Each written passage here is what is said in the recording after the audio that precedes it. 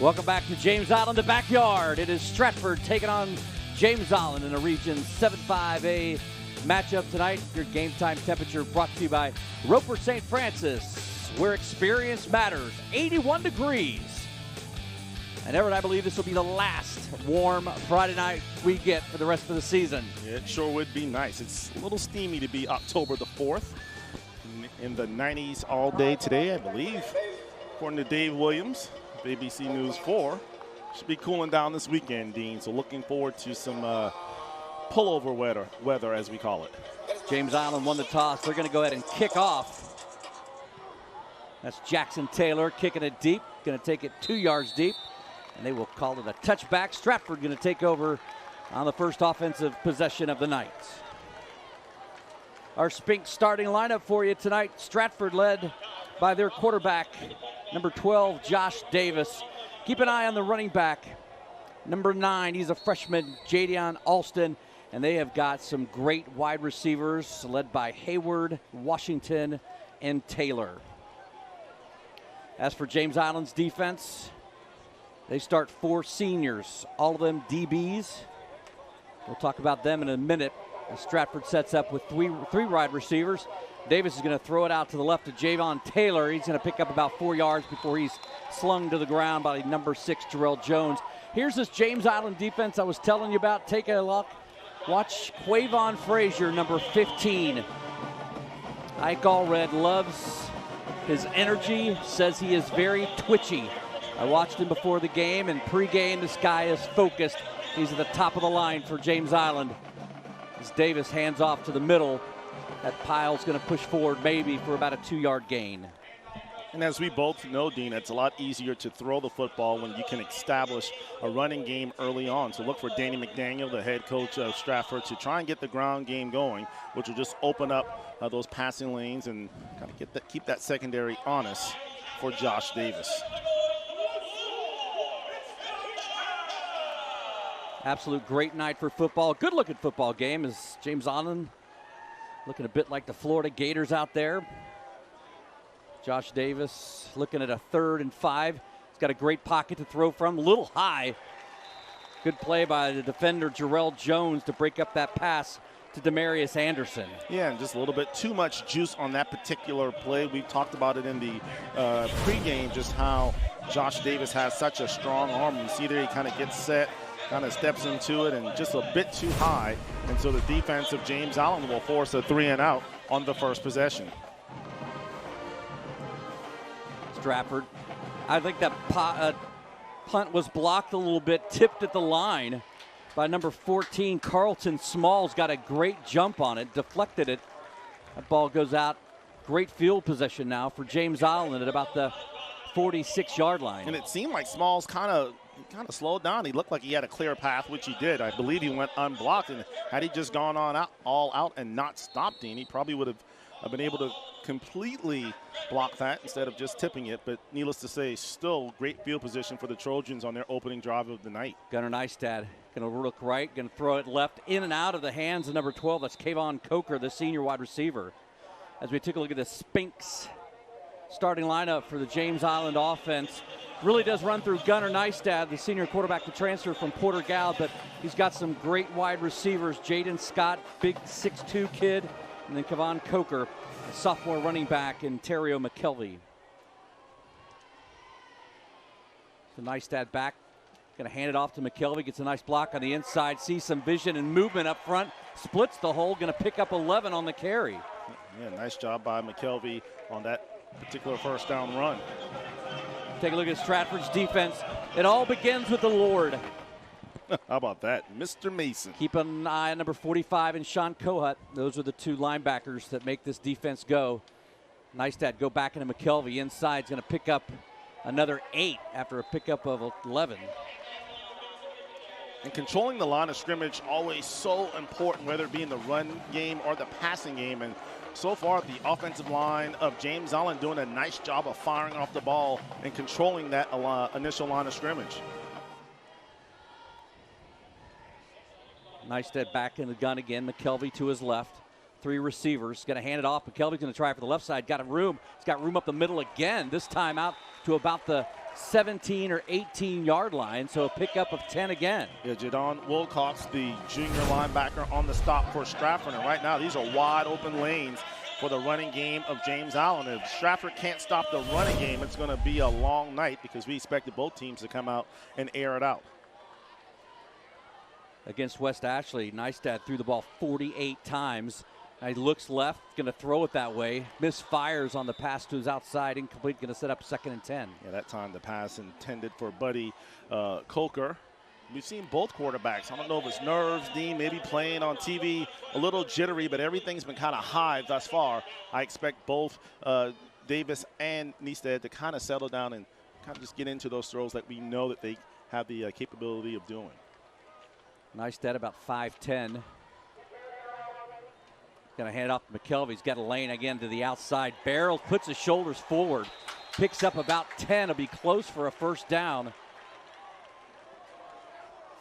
And Justin Jordan on the stop for Stratford with the touchdown saving tackle. And when you think about it, Dean, so far the running game, they're getting 8-9 yards every time they have a rushing attack. So the defense is going to have to tighten it up for Stratford. So pick up a first down, call a 1st and goal from about the 8. Give it back up the middle. And that is number 8, Robert Brown, into the game. Actually, check that. That's 9, Dino. I would like to say we are about 1.5 miles up here. Ron German. And there is some. Is there some bloodline there with Ron and Everett? Of course. There's not as many Germans in the Low Country, but for those that probably know his grandfather, Otto German. There you go. Neistat back, rolling left, throws it left again, high. And there you see 45 with a big hit. That is Mason Lord. Lord leading this team in second in tackles with 50. Kohut's got 52. Both of them key players on this defense. Set up 3rd and goal now from about the 10. And this is where you have to be a little finesse on these passes, Dean. It seems like both quarterbacks trying to throw fastballs when maybe a change up, maybe lead the guys up the field and allow them a chance to kind of run under it or kind of get their momentum going towards the end zone. So just got to settle in. Keep an eye on Jaden Scott as a flag comes down. Not sure if it was a delay of game.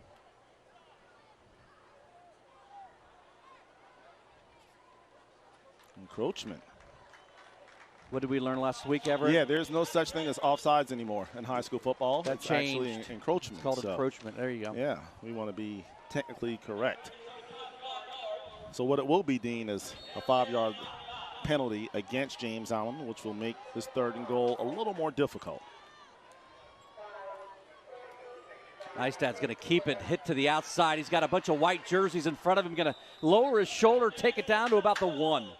About 4 or 5 red hats there to meet him at the goal line. And I'm telling you, if I'm Ike Bullard, I think I have to go for this, Dean. You want to kind of set the tone, send a message early on. As we see there, the first Stratford night to greet Neistat, it was Tamar Simons. So let's see what the Trojans coaching staff elects to do. Yeah, they're going to go for it on 4th and 1. Or 4th and goal from the 1, should I say. McKelvey in the backfield. He's got 3 receivers. Got Jaden Scott by himself at the bottom of your screen. He's going to hand it off to McKelvey. McKelvey's going to make it to the outside. A great open field tackle by number 2. That's the senior Maurice Morgan. You know, those one of those situations you want to go north and south. The longer you go sideline to sideline, that allows the defense an opportunity to recover, and that's exactly what the senior Maurice Morgan did from his cornerback position, and a big stop for the Stratford Knights here in the first quarter. That was an 11-play drive. Took about 2 minutes off the clock. Now up for the James Island defense to try to get the ball back. You figure if you can get a 3 and out here, you should once again get outstanding field position, so they got to do their part. Quick hit up the middle. It's number 10, Javon Taylor, the junior running back.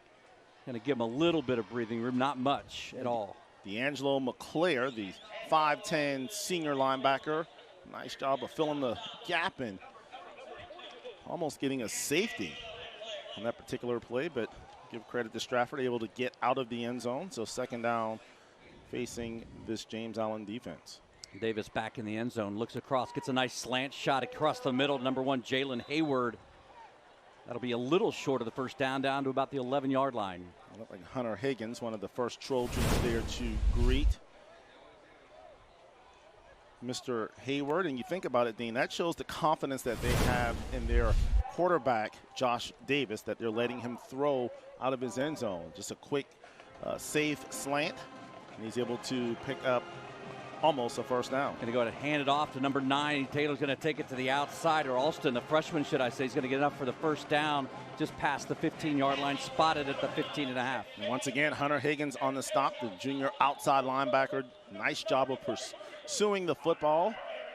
Brought him down from the back, but not, as you mentioned, Dean, before Low Country Orthopedic first down. Yes, indeed. So they get a little bit of breathing room here, see if Davis goes back to the throws or to the passing game, and he does.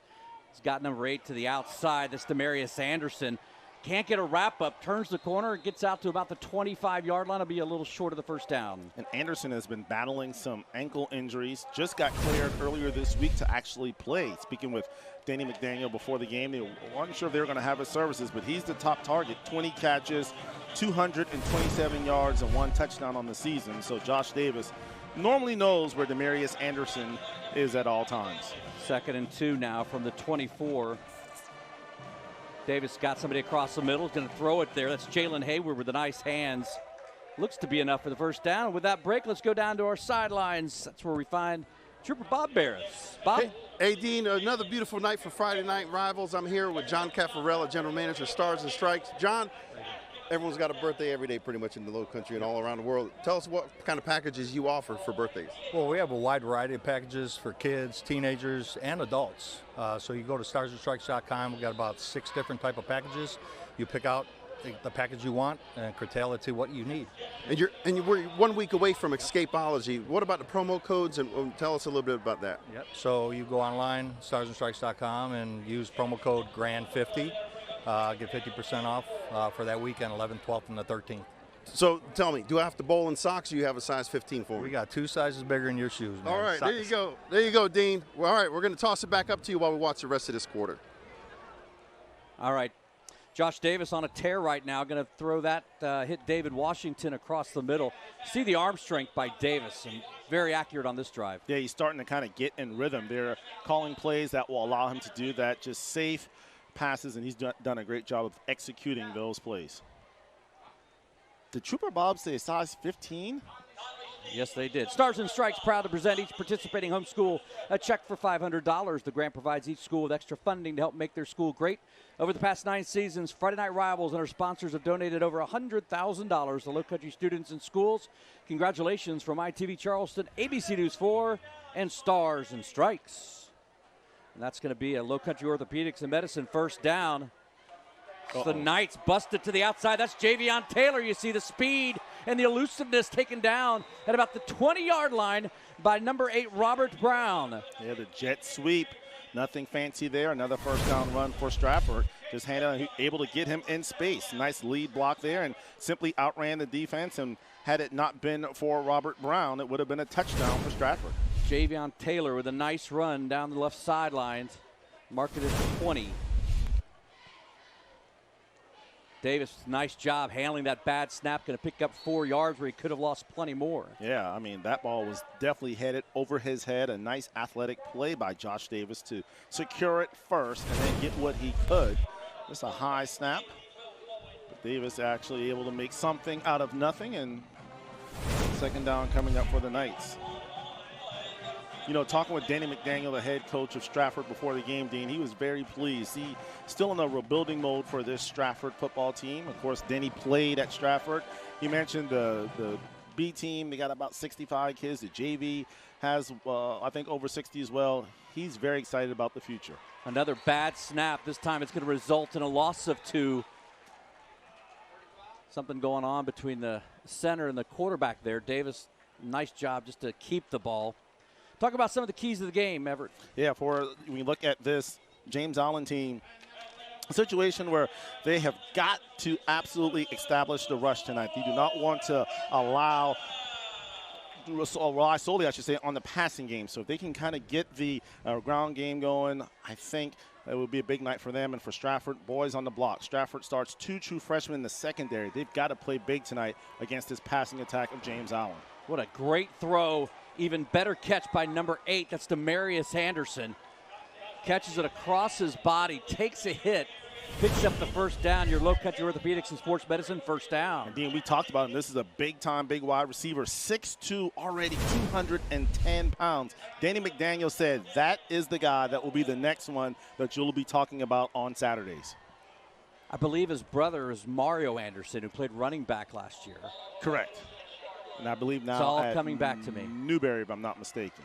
First and goal from the 8. They're going to hand it off. That's going to be a touchdown. Javion Taylor, who really got this drive going with a 44-yard touchdown or 44-yard run. He's going to put in the first score of the game. What a drive, starting at the 2-yard line. Yeah, nice read here by the quarterback and a nice job by Stratford in terms of the ground attack, running through tackles. Taylor determined not to go down by one arm tackle, able to elude it and get to the end zone. That kick is going to be good by Jackson Taylor to give the Knights the first score of the game. Makes it 7-0 on a 98-yard drive. Took about 5 minutes off the clock.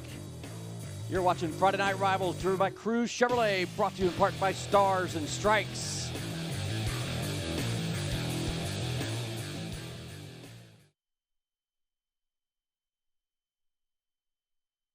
Jackson Taylor.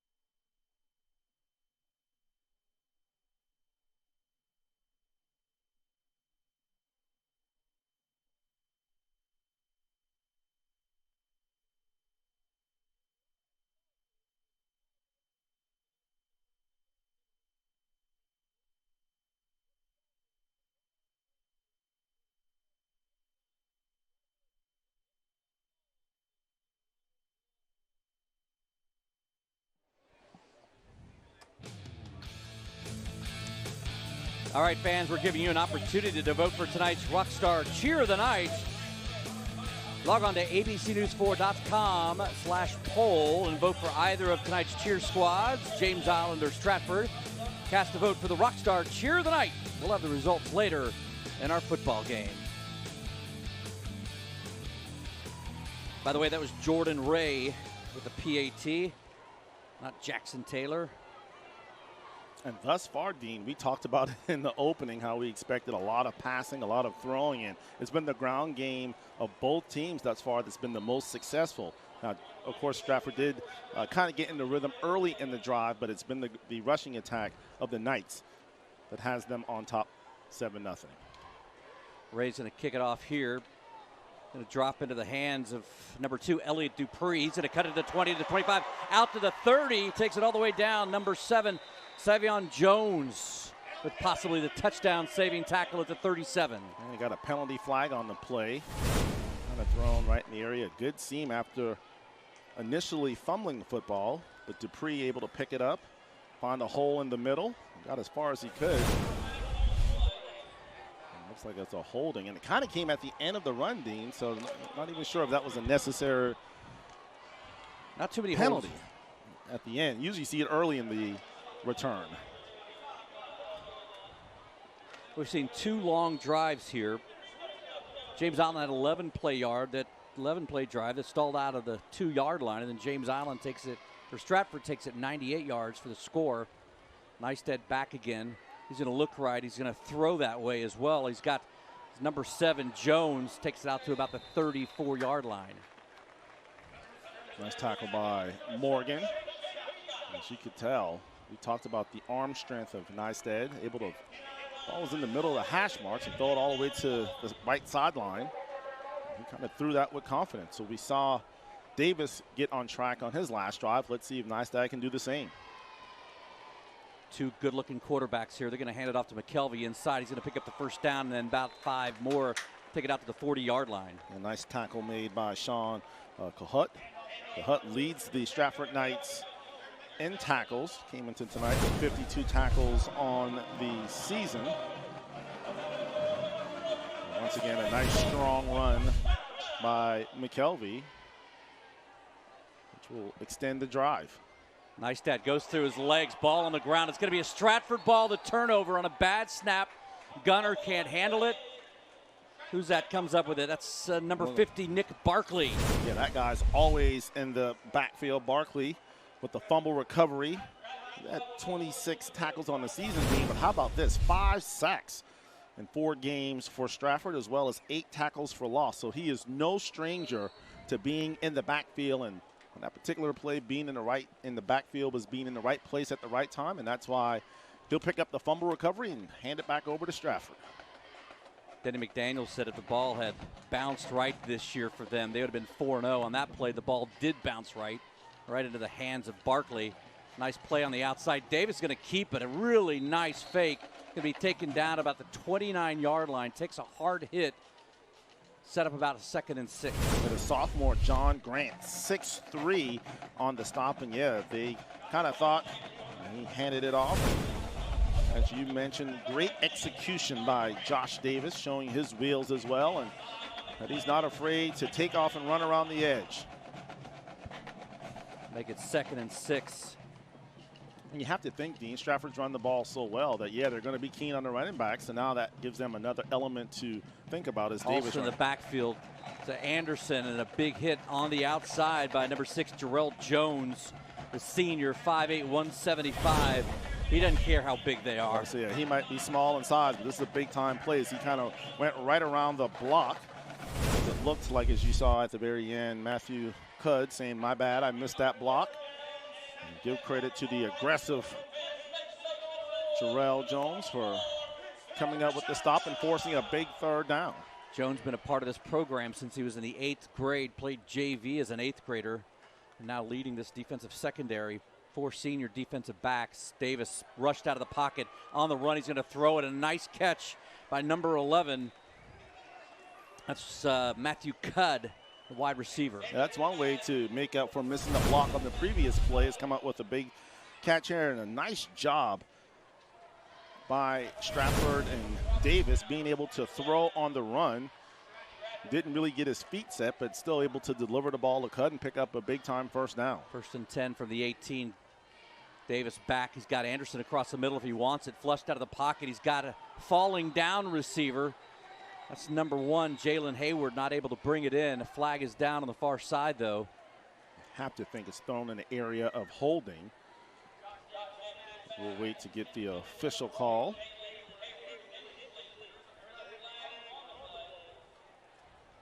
Love the mobility that Davis shows. There's your hold call. Dean, is that Penn Wagers? I don't. The official? The white hat? Yeah, we'll have to get a close-up of the white hat when we get a break. There's Penn referees, SEC and the ACC, and it looks like him. It's been a fairly clean game. Just the 2nd penalty here. About 27 seconds left in the 1st quarter. 1st in a bunch. Davis fakes left. Going to look across the middle. He's going to pitch it out to his running back. It's going to be Alston. He's going to pick up about 5 yards, 6 yards on the play. That's one of those plays, Dean, like when you're out in the street playing in the yard, you kind of draw the play up in the sand. And, you know, as we take a look, it looks just like Pan Waves. Here's what I'm going to do. What you going to do? At the end of the court, You going to go down? No, I'm a text Pan. You are? And if he doesn't answer, it's probably him. Why don't you just text him down and see if he reaches into his pocket? And see if he answers the phone. But, yeah, that was a good old drop to play in the dirt. Look, and at the last minute just kind of dump it off to your teammate to try to make something out of nothing. And you think about the potential here. Josh, just a junior, Alston, a freshman in that backfield as he goes back across the middle. Really nice defensive play by number 8, Robert Brown, 6'2", 175, the senior. He's a rover, which means he's going to play all over the field and chase the ball. We've called his name several times here tonight. The poise and the composure of Josh Davis. Knew he was about to take a hit, stood in the pocket, still able to deliver it, just not able to come up with the completion. That's one of the things Denny told me he absolutely loves about Josh. He's like, doesn't matter where the defender is, the rush is going to come, he's going to stand it, he's going to take the hit and deliver a strike. He looks back right, there's the shot right there. Now that should be a penalty, and I don't usually call things out like that, but that was a shot that was a little too high to the head, maybe a little bit above the shoulder pads. James Island gets away with one there. As we end the quarter, we'll come back with what would likely be a punt. It's a 7-0 Stratford game. You're watching Friday Night Rivals, driven by Cruise Chevrolet, brought to you by Stars and Stripes.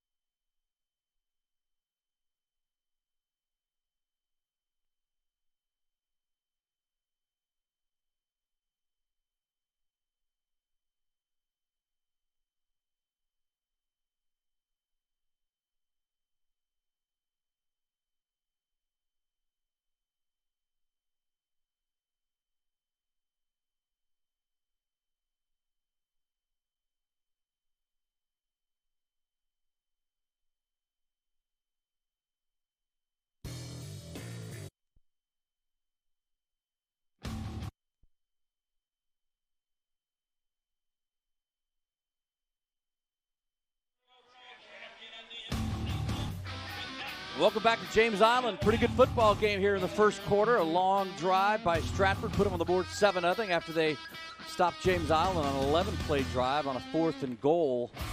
Here's the play I was just talking about. Frazier comes in. And that was from the back, but if you saw it on the original side, you could see the hand kind of be raised and caused his head to go backwards. So couldn't see it there, Dean, but I agree with you as well, as it looks like Stratford's going to come out. And Jordan Ray set up now for about a 41-yard field goal. It's down. He's got the leg. Absolutely buries it from 41 yards out, Jordan Ray. And that thing traveled about another 10 yards past the goalpost. So Stratford with an impressive drive following the turnover. Jordan Ray just dropping it in from 41, E-Dog. And that's a confidence kick. You have to think late game situation, Dean. Should Stratford need a field goal to extend the lead or maybe even take the lead? Now if you're Danny McDaniel, you're thinking, all right, I got a guy, he's locked in tonight. I can give him a shot from really, as you mentioned, Dean, probably 45 and in. No, I said 10 yards, Everett. And the math where I went to school, that would be 51. 41 plus 10. I understand, but also with the ball coming down, the trajectory Oh, of you it can would probably. you're going to bring trajectory into it? So I was thinking 45 just to be on the safe side. 51, yeah, we might come up a little short. All right, so a 10-0 game by Stratford here. That fumble recovery by Nick Barkley set up a 6-play drive, resulting in a field goal. You know, the other thing Denny was telling me earlier this week is that he's like, you know, we are putting ourselves in position to win. Now we just need to teach the kids how to win. And their 2 losses this year have been by a combined 15 points. So they really feel like they've got the ability and the chance to make a difference in this Region 7-5A. And it's just simply finishing games off. You know, you can't play well in the third quarter. When you do, you have to reward yourself and come up with the win. So you got to start some way, but yeah, you know, you have to have that mindset to finish off what you start. 1st and 10 from the 20. Neistat back. He's going to find, that's number 12, Kavone Coker over the middle. And that is exactly what Coach Ike Allred talked about during the week and then said it again today when we were interviewing him live. He was like, our wide receivers have got to catch balls that hit them in the hands. He said last week they lost 35-7. They dropped 10 balls, 7 of them big plays. Yeah, and of course, if the ball hits your hand, you should come up with it. So Neistat back. He's going to go back to Coker. A great catch, great toss, and a hold probably down at the 20-yard line, flag behind the play. Justin Jordan on the stop for Stratford. And, you know, again, it's all about confidence. You drop the last one, you go right back to your target, give him an opportunity in terms of Coker. But as you mentioned, Dean, it might be all for naught. I love the fact that he goes back to him. Right. Saying, hey, guy, I got confidence in you. I'm coming right back to you. There's the hold, going to back him up 10. Make it 2nd and 20 from the 10-yard line. You know, this coaching staff for James Island went through a makeover as well. Their offensive coordinator is a guy named Rick Reitz. You may have heard of him. He was at Porter Gaud for quite a long time. Brought over Staten Seckinger, who played at Clemson and Porter Gaud. He works with their tight ends now. Neistat's going to look, hand it off in the middle. A nice cut to the outside by McKelvey, and a great open tackle there by number 32, Tamir Simons. Yeah, and McKelvey, every time he touches the ball, he's getting 5 or 6 yards a clip. If it's me, until they can stop the run, because obviously they're playing kind of a soft zone, trying to just take away the passing game, I would just keep on feeding McKelvey until they come up and put 8 guys in the box to try and stop him. We get 3rd and 11 now from the 18. Neistat back. He's got a good pocket. He's going to flash left. He's going to throw it way up in the air. Coker is there. And that is a great defensive play by Coker to knock it out of the hands of Justin Jordan. And that's what they teach you. If you can't catch it, make sure that the secondary, the defender, does not. So he went from being on offense to being on defense. But Hail Mary, kind of a one-on-one play that time, and great position by Jordan, who just could not come up with the INT.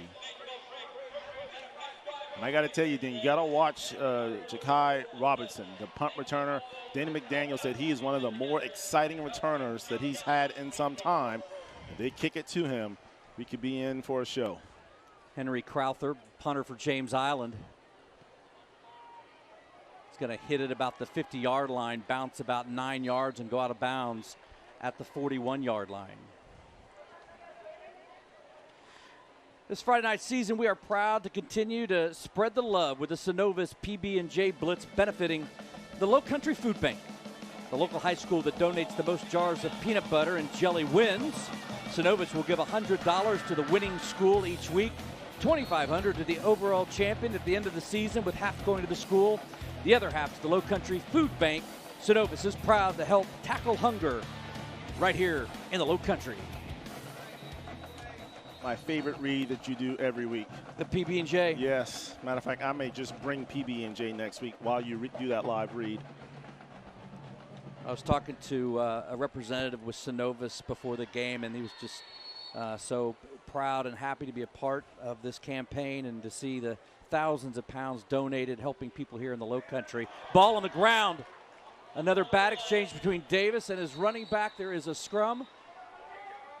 It looked like James Island was on it first, but you never know what happens at the bottom of the pile. They're going to go say second down. Stratford recovers.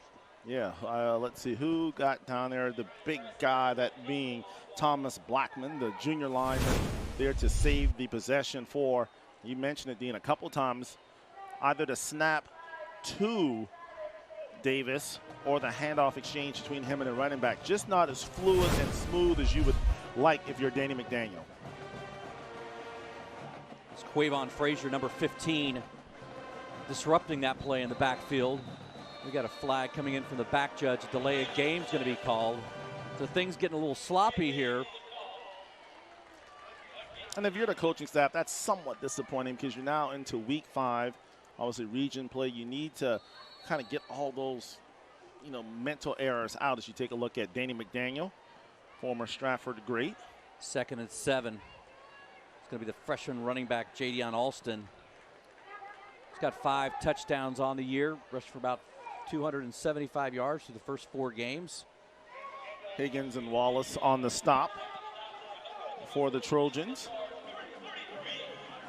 And give credit to that front 3 of James Island. We've said the linebackers named a lot tonight for James Island, which means those guys are doing a great job of keeping the offensive linemen off of that second level. 3rd and 12. There's going to be an offside on Frazier. Frazier's going to point to the inside because, well, that's what you're supposed to do. Right.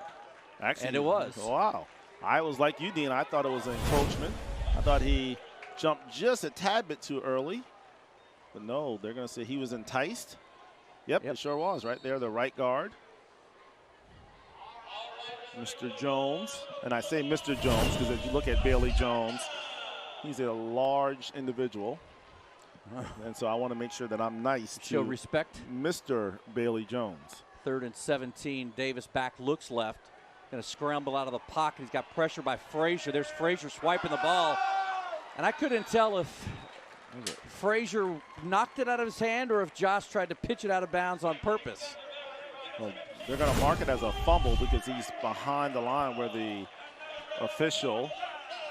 ball went out. So looks like I can't tell.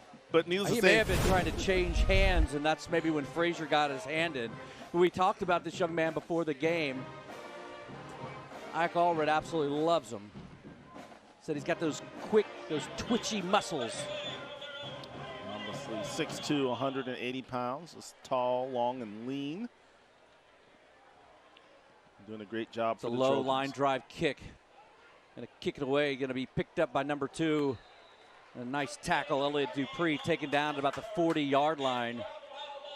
Looks like Noah Albino. Savion Jones with a tackle. So Stratford up 10 now on a long field goal. Time for James Island to get things rolling here in their backyard.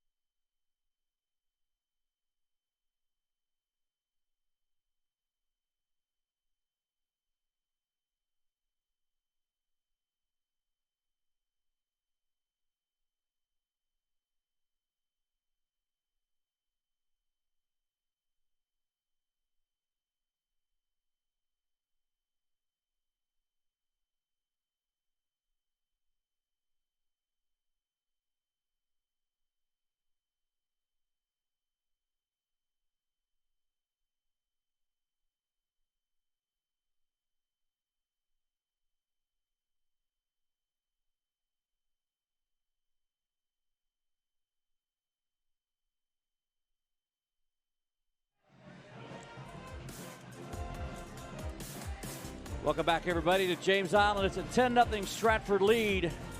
And An early touchdown, a long field goal right at the beginning of the second quarter.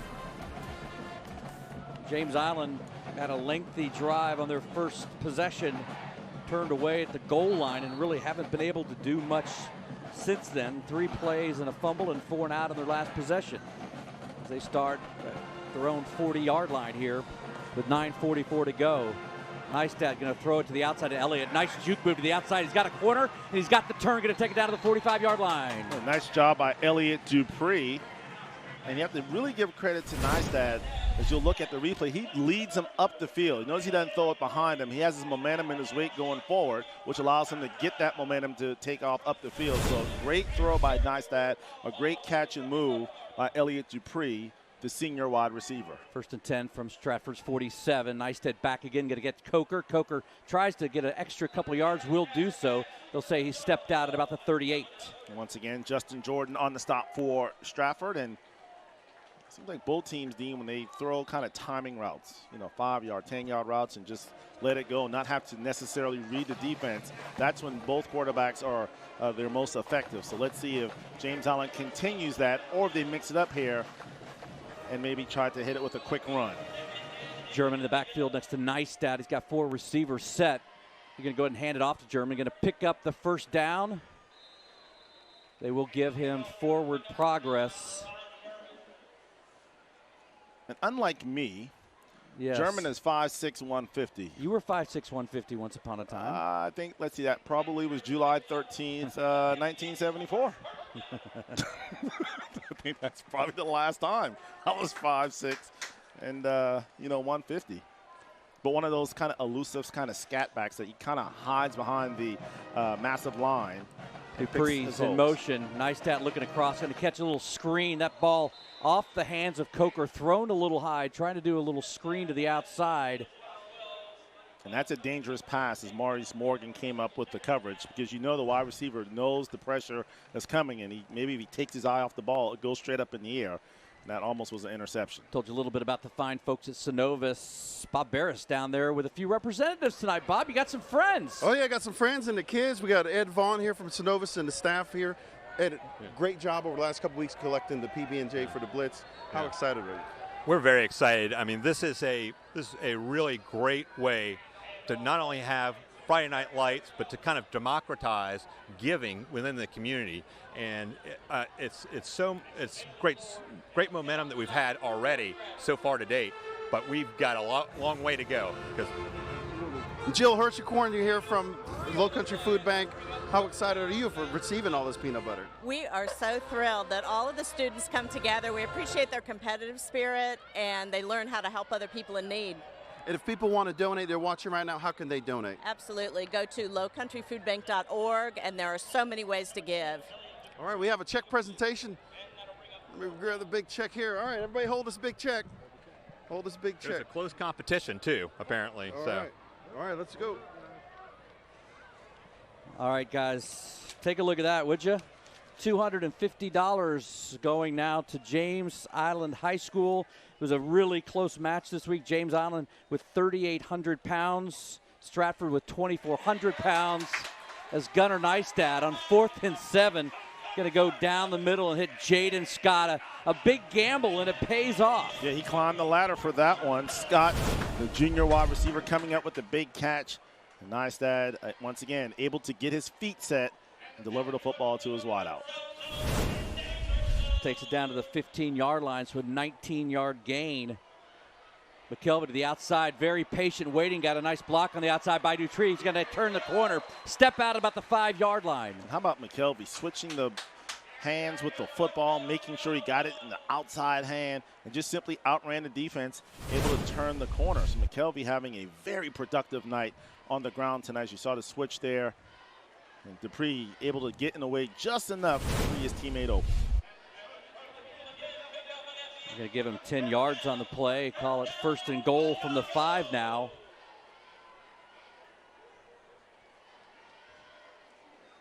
Neistat rolling right. He's got pressure on the backside. Going to throw it. Doesn't have much room to move or get it out to Elliott Dupree. They'll set shop back up at the 5. You like the play call, rolling right, which is his strong side.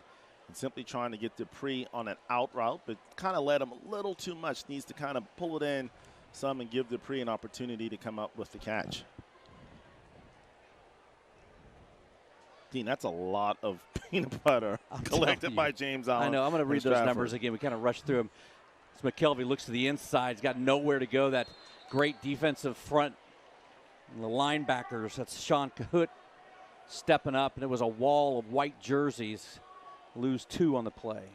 Also Maurice Morgan with the penetration. We talked about Cahoot.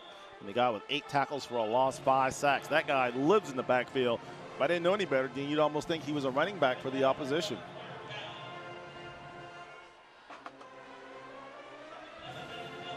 So again, this is the Boogaboo on their first possession. Got it inside the red zone and couldn't score. Neistat's going to take a timeout here.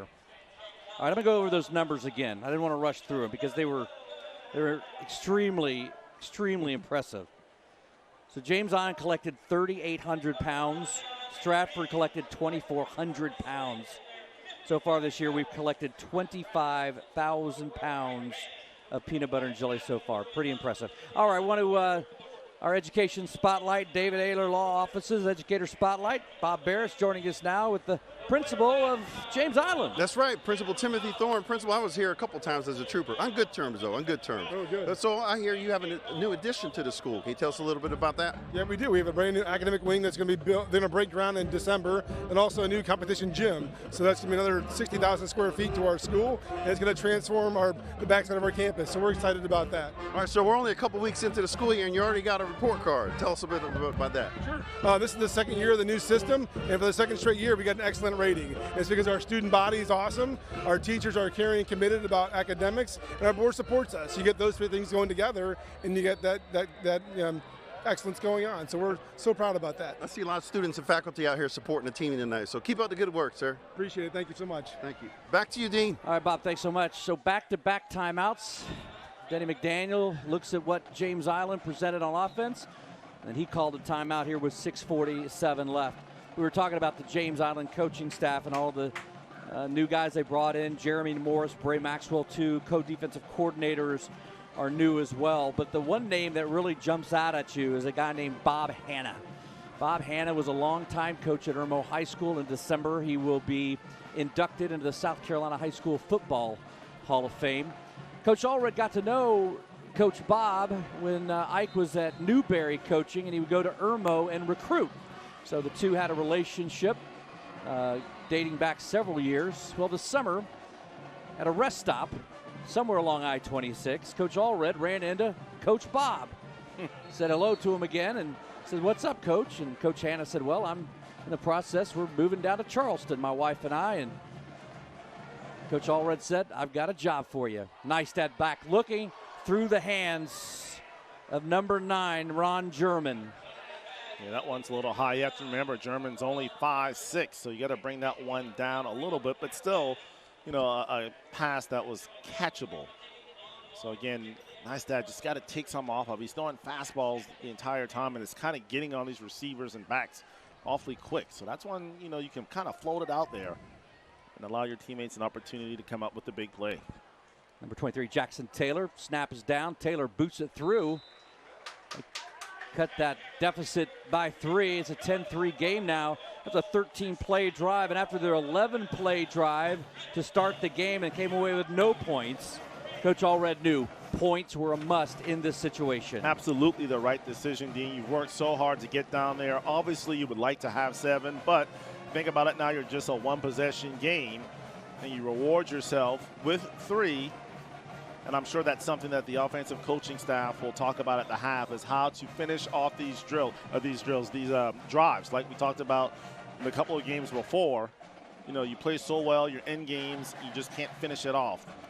Same with these possessions. You can't drive the ball all the way down the field and come up empty-handed. So good job by the Trojans getting their first points of the night. A lot of props to that Stratford defense as well once they got down close on both of those drives. Really stood up, bowed up, and kept them out of the end zone. And that's an athletic 11 that Danny McDaniel has. Those guys, they fly around, they run sideline to sideline, they get obviously to the football kind of gang tackle, and that's what Danny McDaniel wants to see. And again, talking with him earlier, he said these are the types of players. A lot of these guys are young. I mean, the secondary, he's starting 2 freshmen. They're all going to grow together. And right now, while they're very competitive, he said look out for this Stratford team next year, 2 years down the line, because they're going to be a solid football program back to the Ray Stackley years. Taylor boots it deep. It's going to fall into the hands of the Knights deep man. Take it out to the 30. Going to juke to the outside, come back to the inside. I believe that's number 6, J.K. Robinson, the freshman defensive back punt returner. Looks like Jordan Brown, the senior DB for James Island, there on the stop. And we talked about J.K. Robinson. Very exciting when he has the football in his hands. Started from the 35-yard line. But I got to tell you, from the last 2 times we've seen these team play last year, much improved. Anderson's going to take it to the left side. He's got some wall to the outside. That's where he's going to pick up the yard. He's going to pick up 8, lowers his shoulder, and knocks out Jaleel Simmons. Did I mention that Demarius Anderson is 6'2", 217 pounds, and he's a junior? Well, I remember when the first time we saw them play when Mario was running back, and I think it was last year against Ashley Ridge, they take it inside. Davis going to keep it to the outside. Going to have enough for the first down. Nice RPO.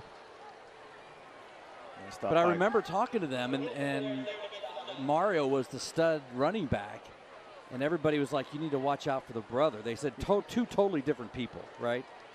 Like Mario was always in the weight room, and the younger brother was being the younger brother. Right, just kind of hanging around.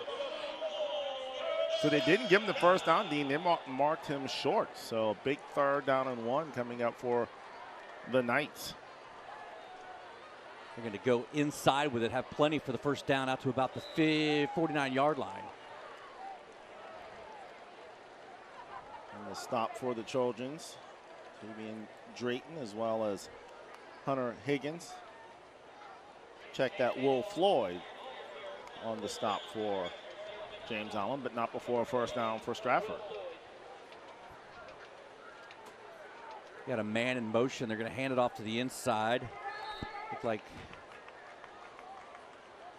Jordan Brown. Or no, I'm sorry. It was David Washington on the little jet sweep. Jaquan Wallace, another youngster on this James Island squad, a sophomore. And that's the one encouraging thing about both of these teams, Dean. When you look at Stratford and James Island, both of them playing a lot of youth. Really trying to build this program, getting the young guys in the system, and hopefully having them for 2 or 3 years. Pump fake left. Davis has got him wide open down the left side. Overshoots him by a yard. That was Jalen Hayward. What a great pump fake by Davis. I mean, he was wide open, just a bit too far ahead for Hayward. Hayward not able to track it down, but great execution. As you can see, he was beat. Hayward not able to come up with the catch. It's Jarrell Brown, the senior cornerback on that side of the field. And that's one that obviously Josh Davis will wish he had back. They're going to get 5 on it here in the encroachment call. Correct. Our fans from Bishop England will appreciate that. Granted, I'm not sure. I believe BE is playing tonight. But yeah, Dean, last week I think you were still down taping, and you kind of met me at the top of the stadium. Said, hey, just to let you and Dean know, there's no such thing as offsides. It's encroachment. I said, I'll make sure to let Dean know. Let Dean know. Sorry, sir. They get 3rd and 3 now from the 42-yard line.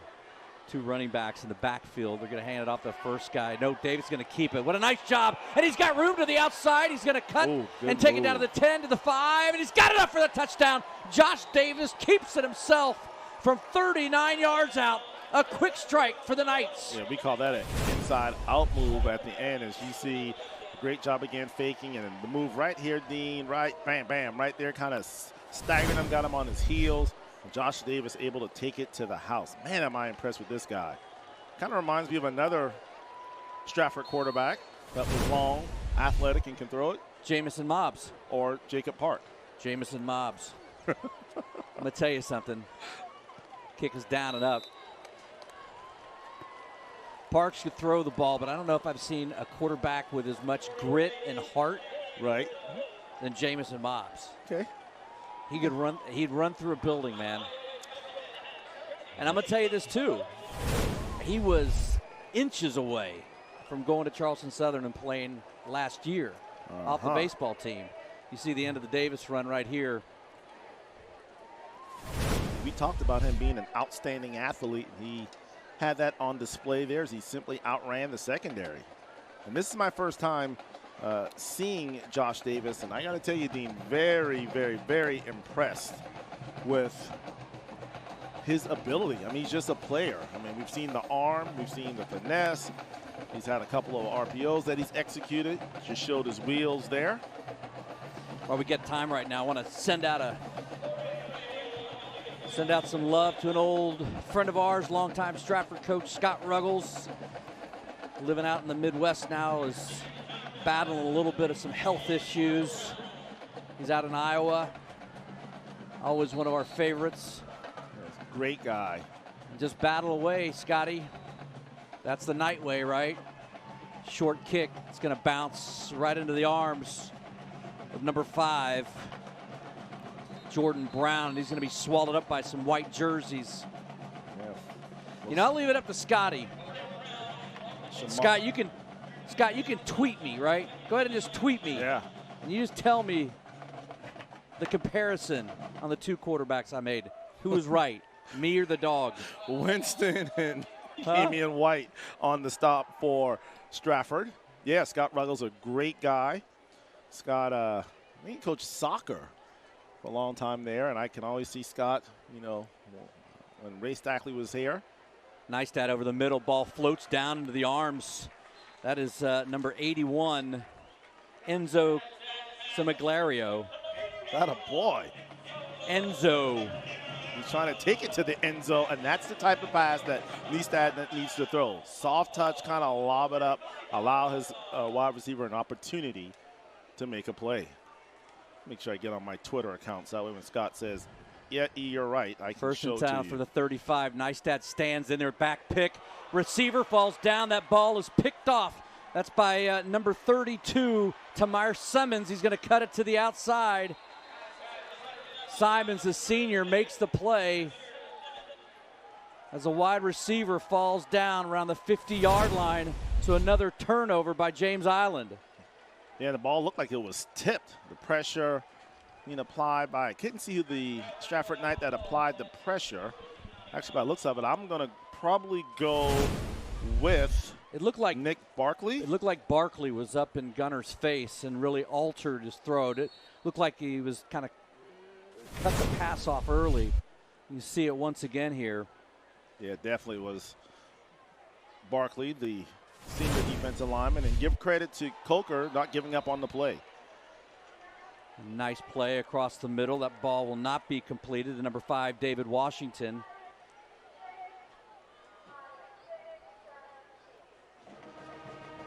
Some good-looking athletes on both sides of the field. You look at Nick Barkley. He looks like he's all about 6'3", 6'4" himself, bursting through the middle.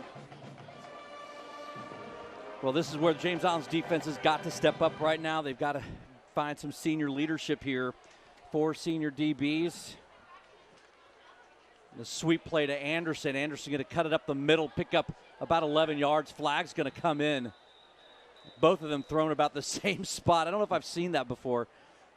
Right off the side, side judge throws his flag, and then the back judge launches his about 15 yards, and they land about a yard apiece. So I'm not sure what the infraction was, but I know where it happened. I'll tell you what, Anderson looks like a linebacker back there running the football. I'm not so sure, Dean, if I'm a linebacker or somebody in the secondary for James Island, if I'm looking forward to having number 8 run straight at me. Danny McDaniel looking for a little clarification on who the penalty flag was on. Denny, a longtime assistant over at Wando back in the day for Bob Hayes. Bob came from that Ray Stackley coaching tree. To make it 2nd and 17 now from about the 37-yard line, or 2nd and 20. Davis looks left, pitches left. Nice play on the outside. I believe that's Frazier with the takedown of the freshman.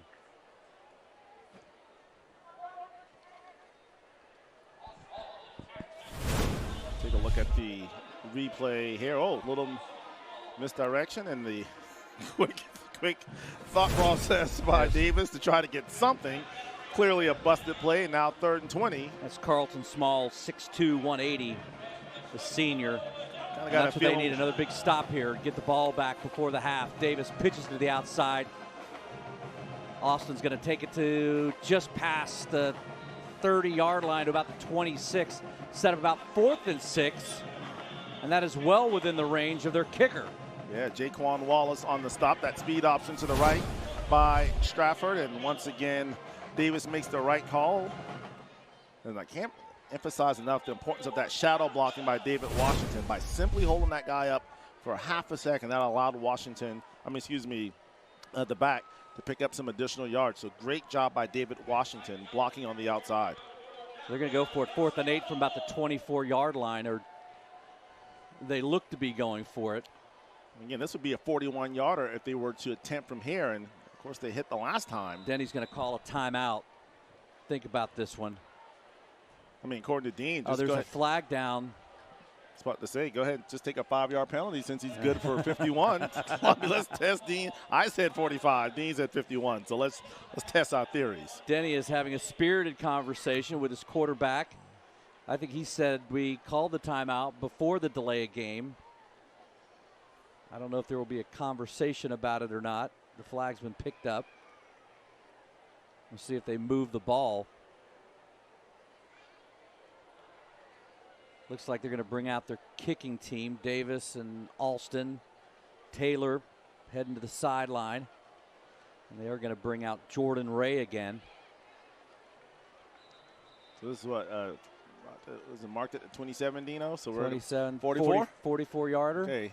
Yeah, I'll take the 5-yard penalty here from 49. All right. I mean, I'm just saying, bro. This will be, what, a 44? Yeah, because it's 17 plus where the ball is. So if it clears it by 6 yards, then they're good for 51, Dean. I'll tell you what, you better watch out for that white truck back in the end zone. Oh. Bad snap. And that ball was rifled through. Again, the snap was not good. And that was number 9, Ron German, number 6 and number 9, German and Jones flying in. I got to admit, Dean, I like, obviously my family getting credit, but that's actually Robert Brown. Dang. Of James Island. I appreciate you trying to show the family some love. 6, 9, and 8, they all look the same up here from a 1.5 mile hop. You are correct. But again, great job by James Island dodging a bullet. And now let's see with 2:34 if the Trojans can go on the attack and try to get some points right before the half. We started from the 20-yard line, 2:34 till halftime. Blitz up the middle, nobody there. That's because it's a great screen. They're going to pitch it out to number 19 across the middle, John Grant. Grant's going to pick up 12 on the play. Or Eric Rogers. I think. What are you killing me up here, man? I'm going to just start. I'll just point to the numbers. Dean, they say when you get a little older, the eyesight's the first thing to go. But you're right, those 18 and 19, but a good screen execution by James Allen. You know the bad part about this, don't you? What's that? These are clear, crisp numbers, not like the Fort Dorchester blue on gray numbers. Exactly. Or it was a Timberland that one game we had, Dean, where it was what? Gray on, well, almost like gray on gray. Nice stat back, throwing it out of the pocket. This one's going to be slide down, and a nice catch by number 11, Josh Harden. Yes, 2 ones together. And, throwing on the run. You see more and more of these quarterbacks now being able to perfect that skill, not necessarily having to have their feet set and still able to deliver strikes to their teammates. Nice dot running back. You're going to hand it off up the middle. That's your man, Eric Rogers. Spelling McKelvey for a break. 5'7", 180. Not big in size, but getting the job done here. The clock 1:26, and seems to really be no sense of urgency for this James Island team if they're trying to get in scoring range as the clock continues on 3rd and short. They still got two timeouts if they want, and with $1:15 on the clock. Neistat back, blitz from the top. They're going to go back inside, pick up the first down. That's Rogers again. Picks up about 5 on the play. They're going to move the chains. That'll stop the clock at 1:06. Ja'Kai Robinson out of his secondary position, able to come up and make the stop. Nice, strong, aggressive run by Rogers. Rogers going to jump on the right side of Neistat. Going to pick up a block on the outside. Neistat falling back, throws it up to Coker. An almost interception, and probably should have been. That's by number 6, your boy, Ja'Kai Robinson. Ball hawks. Wherever the ball is, Robinson always seems to be. And again, clearly a miscommunication there. Well, I think the pressure, the last couple of throws, he's had so much pressure, he's kind of thrown off his back foot. Hasn't had a lot of zip on the ball. Does stop the clock with 54 seconds left. Single receiver down low. That's where Coker is. They're going to throw another screen. Oh, this one's going to be picked off. Yep. What a great play by number 32. How about that? Tamir Simon. It's almost like he knew that play was coming. He was kind of hiding and then jumped up. Yeah. He came off of his block.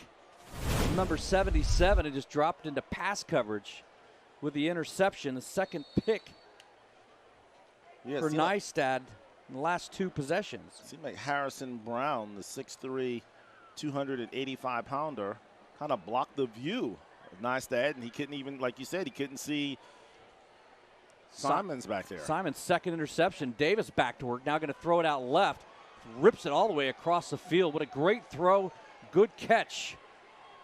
That's number 5 on that catch, David Washington. Jarrell Jones on the stop, providing the coverage as Stratford in their hurry-up offense. Davis looks like he's going to spike it, and then you get an offsides call. Encroachment, should I say. There you go. So what a turn of events. James Island with control, had the ball. With a nice special teams play. And Simons comes up with his 2nd straight interception. Tank Campbell just a little too anxious to get to Josh Davis. And the encroachment infraction will make it a little easier. And yeah, if you're Danny McDaniel and the offensive coaching staff of Stratford, you smell blood and you're trying to put 7 points on the board. So 1st and 5 from the 26. Davis back across the middle. That's where he's going to throw it across the middle. A nice catch and a great move across the middle. And that is number 1, Jalen Hayward, going to take it down to the 1-yard line. I got to tell you, that's almost a bad spot because Hayward was tackled into the end zone for a touchdown. He was never down. He kind of rolled on top. As you take a look at the replay here, a nice spin move there. Watch this tackle, Dean. He's going to fall on top of the defender right there. He's not down, and then he kind of pulls him in. That should have been a touchdown. It will go for naught. They'll down it at the 1, and Davis is going to spike it to kill the clock with 24 seconds left. Tell you what, if it's me, I get Mr. 8, or number 8, I should say, Mr. Anderson in the backfield, and I hand it off to him, allow him to push his way forward. You like that play? Yes. 6'2", 214, athletic. Yeah, I'll take that all day, every day. Well, look, number 45, Mason Lord now set up on the right side. You got Alston in the backfield, and now you're going to have a timeout by James Island. So, yeah, they brought in their hefty load on that right side. And Stratford only has 1 timeout after this, so you have to figure if you run, you don't make it, you're going to have to take a timeout to stop the clock, and that'll be your final timeout. Which means on the ensuing plays, take that risk of running and not getting in. Here's another look at the play. I think his hand touched the ground here before the goal line. That tackle coming high. Gets a little push from Washington. Did not touch the ground. I mean, I got like 80 vision.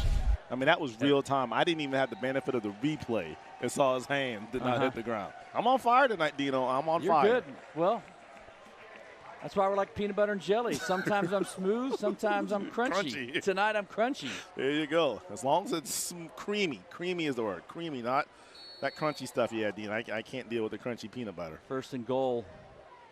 Davis is going to take it from the outside. He's going to be pushed in, and that's a touchdown. His second of the night as Stratford takes a 23-3 lead. Yeah, but the assist from Anderson. And a smart play by Stratford. She simply kind of carried him in. Actually, that wasn't Anderson. That was Jadon Alston from his running back position. Pushed his quarterback into the end zone, and Stratford now with a commanding 24-3 lead.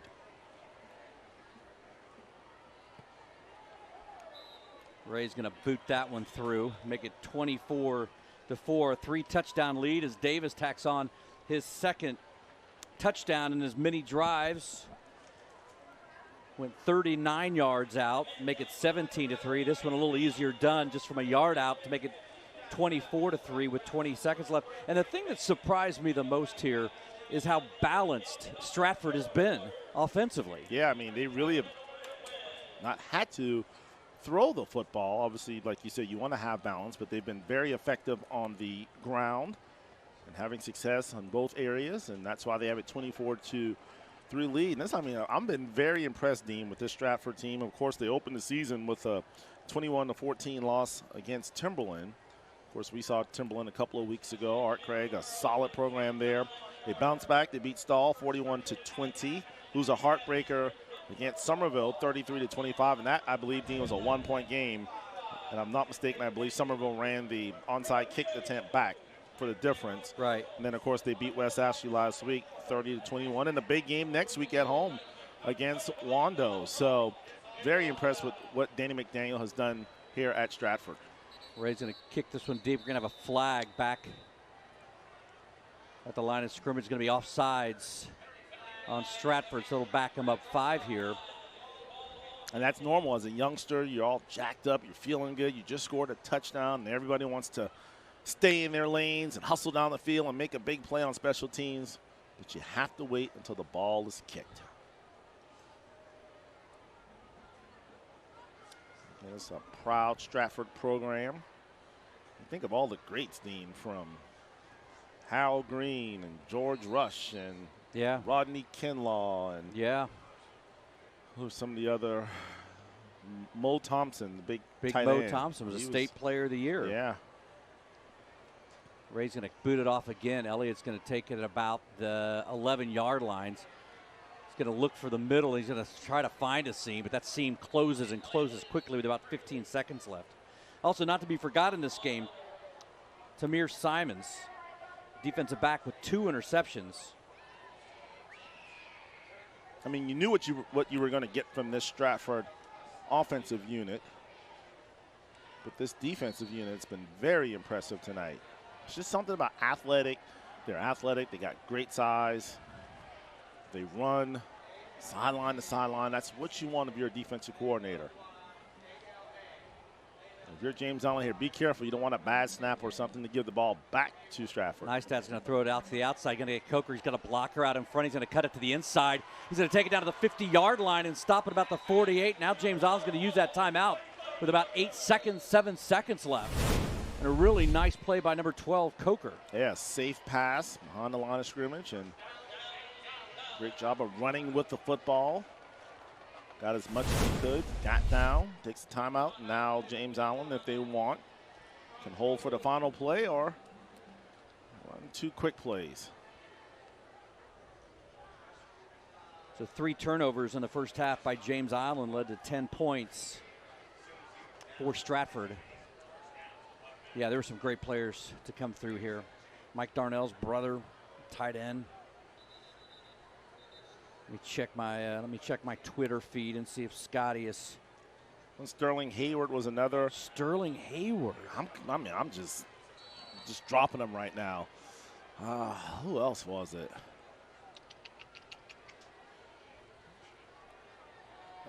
I I said George Rush. 7 seconds left. Neistat back.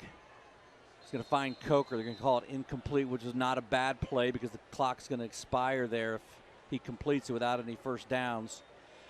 So we'll be able to look at the arm strength of Gunnar Neistat here with about 3 seconds left. And I will tell you that before the game, Neistat walking around in a boot. I asked Coach Allred about it. He said, he just tweaked his ankle and hadn't been able to get it full strength, so we just kind of keep him precautionary. Big screen coming up to Coker. A lot of blue jerseys, a lot of white jerseys. And from the backside, Sean Kahut makes a vicious tackle. Slow and coming up. That's a 24-3 halftime lead for the visiting Stratford Knights. There's 3 turnovers. And really that first drive of the game for James Island, 12 play, stalls out, gets nothing at the 1-yard line. And I don't think they ever really recovered from that. Yeah, that was just unfortunate for James Island offensively, and it kind of killed their offensive spirit. But yeah, what was a very impressive drive, unfortunately, came up a yard short. Bob Barris going to join him down on the field in just a moment as Denny McDaniel approaches him. This is always a good thing here, Trooper Bob. When your halftime interview's up 24-3, send it down to you. Yeah, thank you, Dean. Coach, you had a blocked field goal, but then you answered back with an interception on the same drive. You had a touchdown. How proud are you of your team right now? Really proud. We started off really sluggish. Not happy about that, but we're really excited how we responded and bounced back there. Defense is playing really good right now. Offensively, we're starting to put things together, starting to click a little bit, so we're really proud of their effort right now. You have a good lead. You're on the road. Any changes to the second half to maintain that lead? We're going to make some adjustments right now. We're playing really well defensively, but we know we're going to adjust some things. Probably going to come out, throw the ball a little bit more. Might have to loosen up some zone coverage. Offensively, we're going to probably ground the ball a little bit and just try to keep scoring some points. Good luck, Coach. Thank you for your time. There you have it, Dean. We're going to send it back to you guys. Ground it out, score some more points. Sounds like a good game plan. I'd say. You're watching Friday Night Rivals, 24-3 Stratford, driven by Cruise Chevrolet, brought to you by Stars and Stripes. We're back with our halftime show next.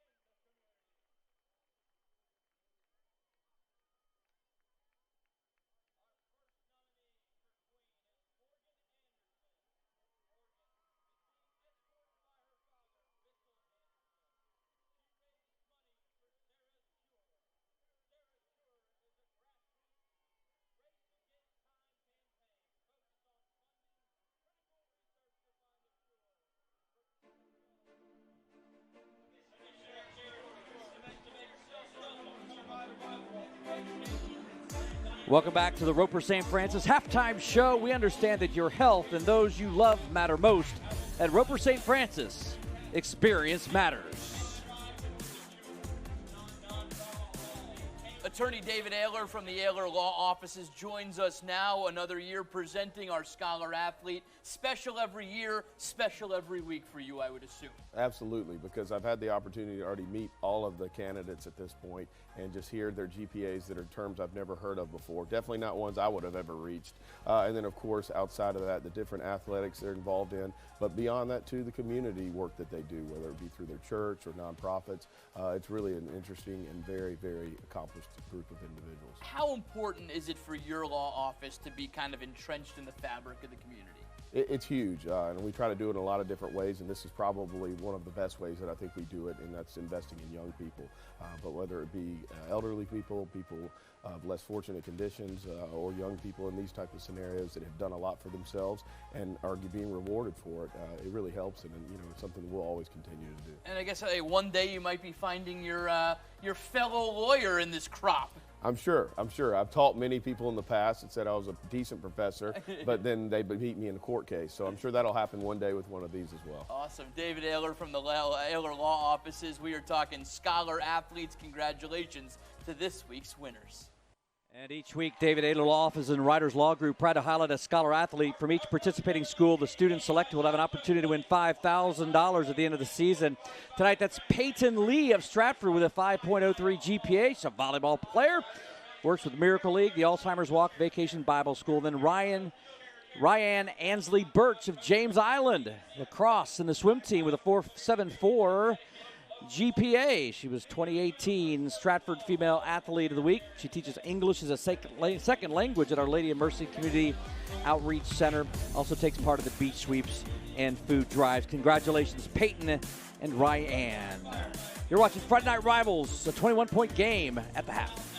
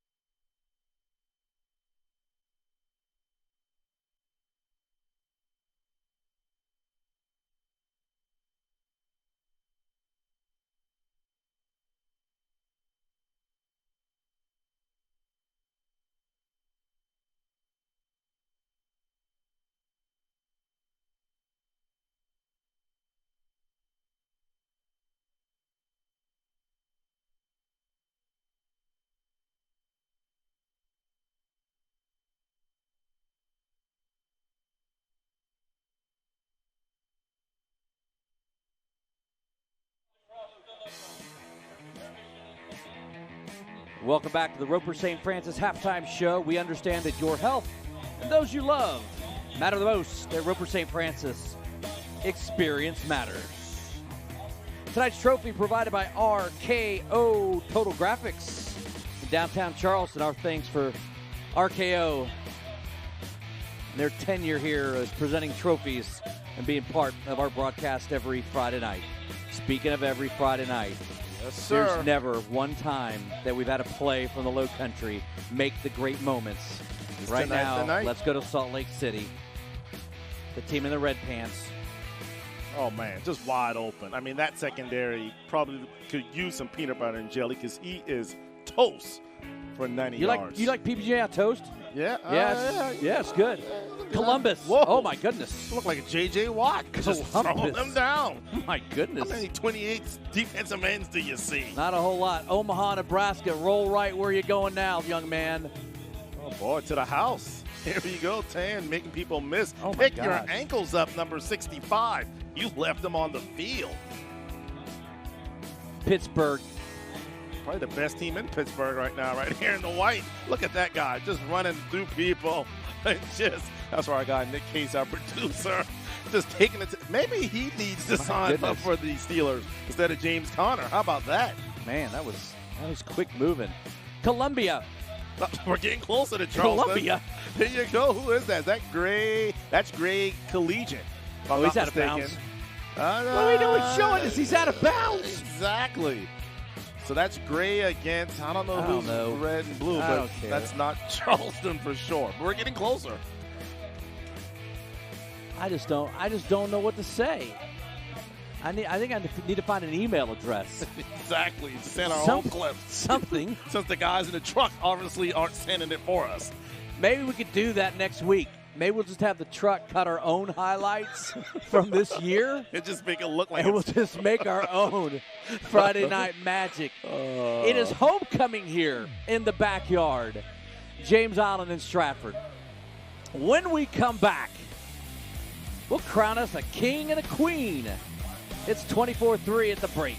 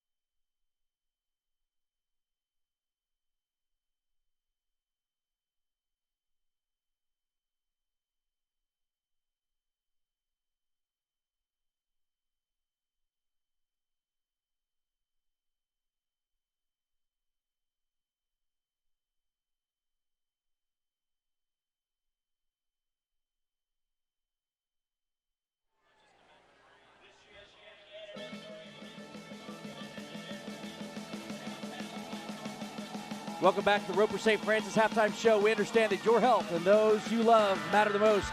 At Roper St. Francis, experience matters. All right, we're going to do King and Queen before we move on with our halftime show. For the King, move your attention to the 35-yard line. Darren Frazier. Hey, that's my... No, it's not. Yes, it is. That's your what? His dad is Dwayne Frazier, and his stepmom is Allison Frazier. I promise you. Matter of fact, Dino, I'll let you look at my phone. I don't care. But there's the King. He All is right. the King. As for the Queen, I'm sure you'll know her too. I don't believe. The Queen. Oh, no, get that picture off. So we do third runner-up, second runner-up, and then the Queen. That is too Way funny. to go, truck. What do you know? I just wish everybody Everett could see my phone, because that's his stepmom right there. As you're looking at my phone, you can see. I did not even know he was running till I heard the name. I respect your position at Comcast and all that you do for the Low Country, but why don't you run for mayor? No, because you know everybody. No, it's just This is the second runner-up. Second runner-up right here. Seems like every Friday Night Rivals, it's homecoming. We get these 20-minute halves. Well, that's because they all want to be on TV. Yeah. My question is, why isn't there a first and second, third runner-up for the king? There's only one king. Because the queen needs a court. So we get to the first runner-up. That's at the 45-yard line.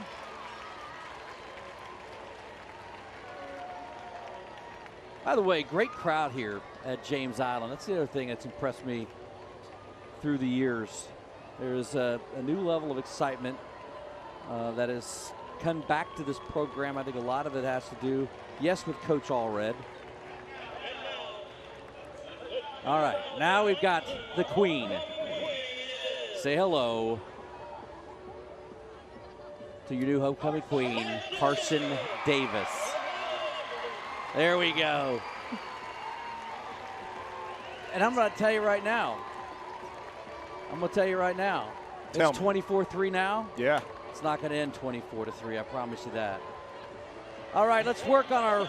Is someone going to kick a 51-yard field goal? Our Rockstar Cheer of the Night. You can log on to abcnews4.com/poll. Vote for either of tonight's cheer squads. Check them out. Stratford Knights win! Stratford fans, we've got the beat. Clap your hands and stomp your feet. Go! Stratford, go! Stratford, Stratford fans, let's hear it again. Clap your hands and Knights win! Knights win! Knights win! Go!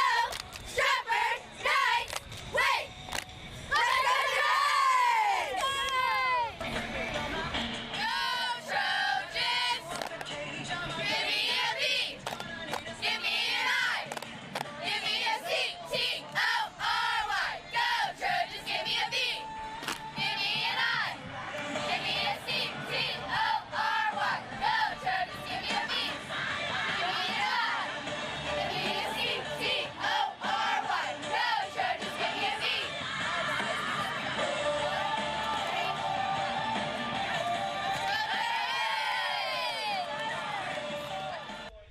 That's our Rockstar Cheer of the Night. Go to abcnews4.com/poll and vote for either Stratford or James Island. We'll have the results coming up later in our show tonight as we take a look at Mr. and Mrs. James Island. My friend. You're watching the Roper St. Francis halftime show. We're back after this.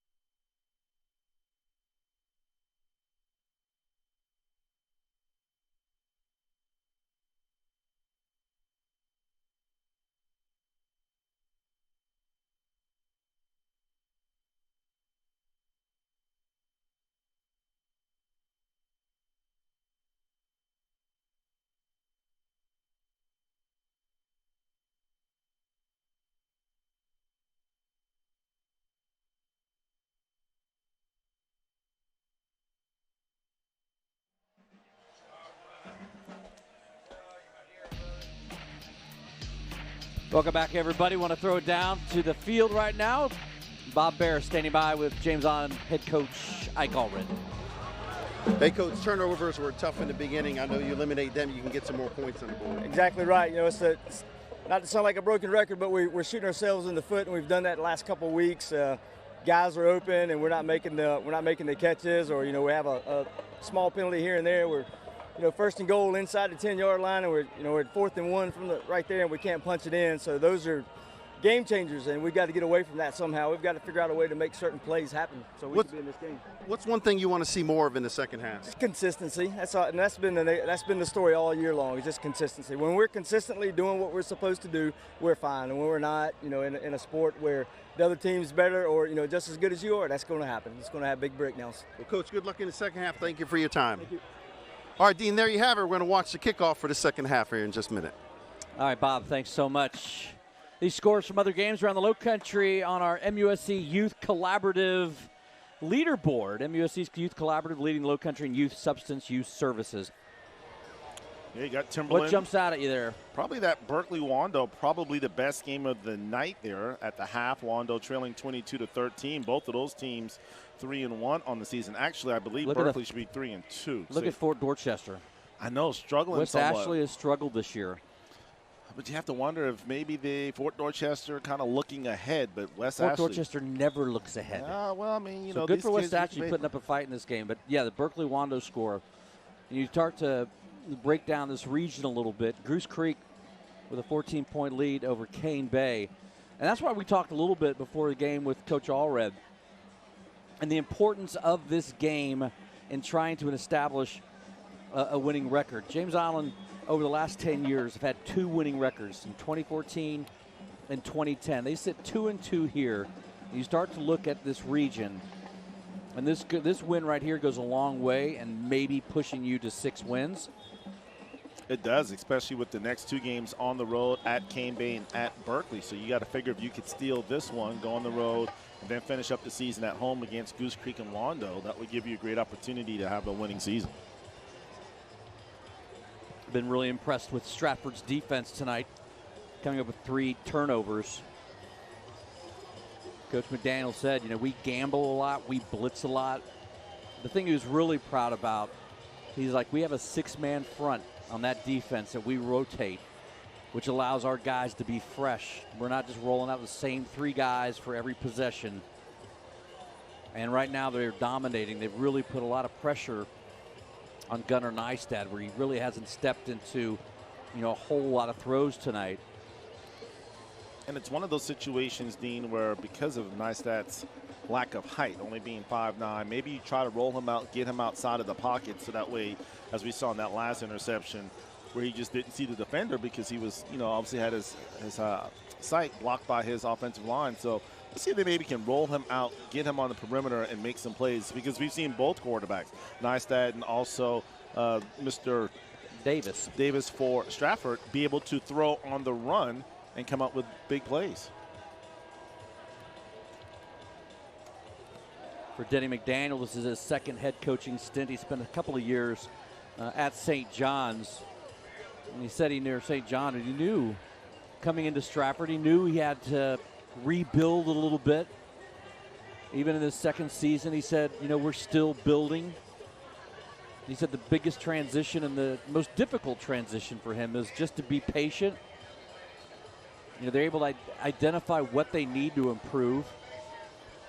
But what he's learned in the 2nd year is he's like, we can't fix everything all at once. Right, not overnight. And that's why it's so important for him to build his program, starting with the B team and the JV, and those numbers are up.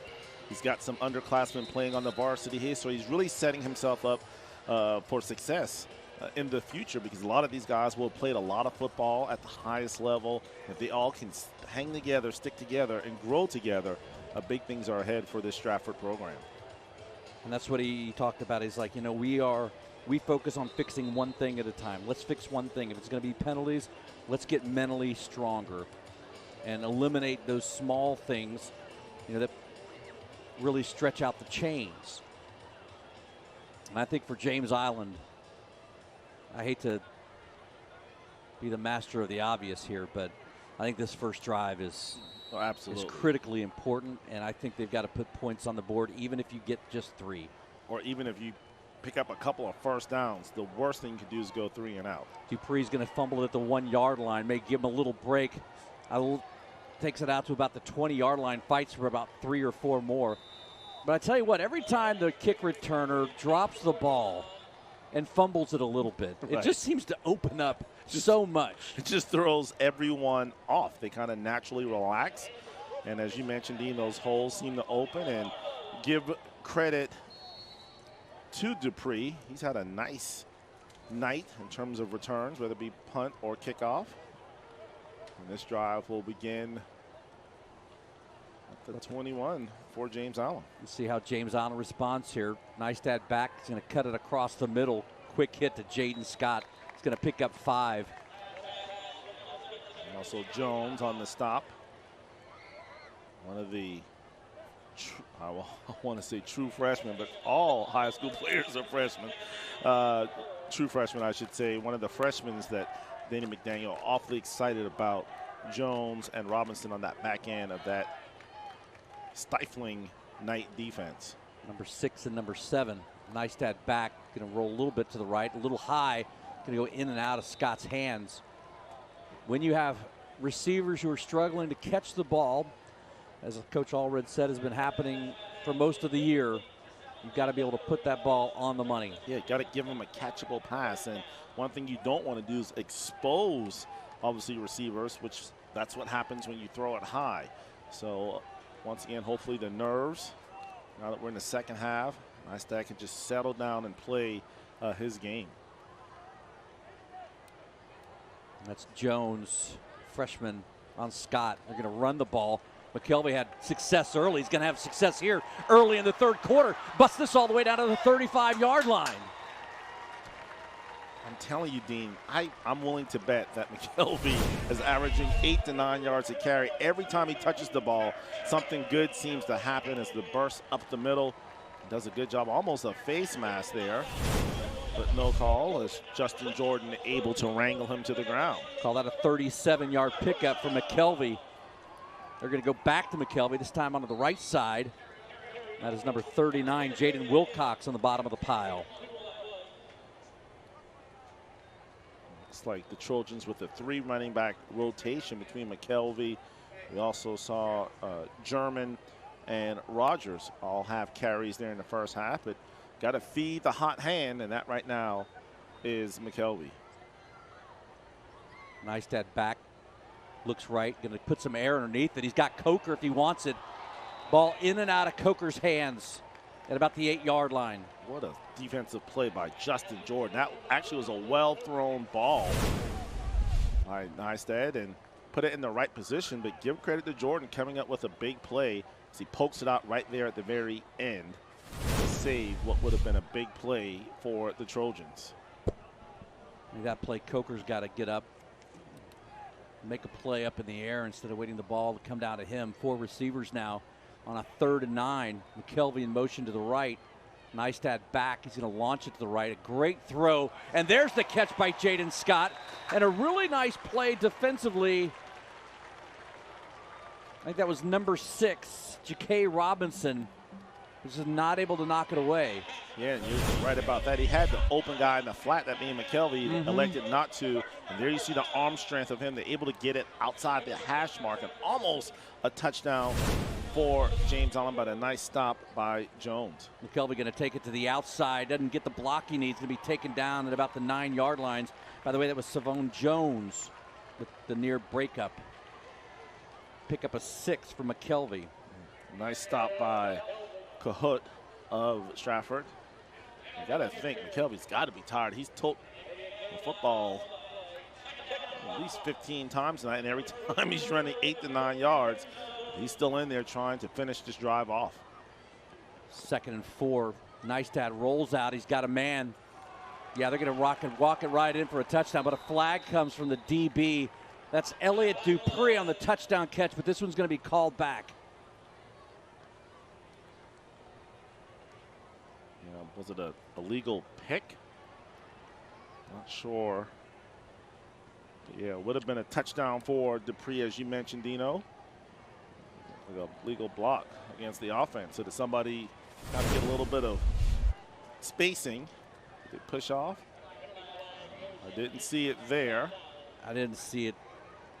I didn't see it there either. They called pass interference.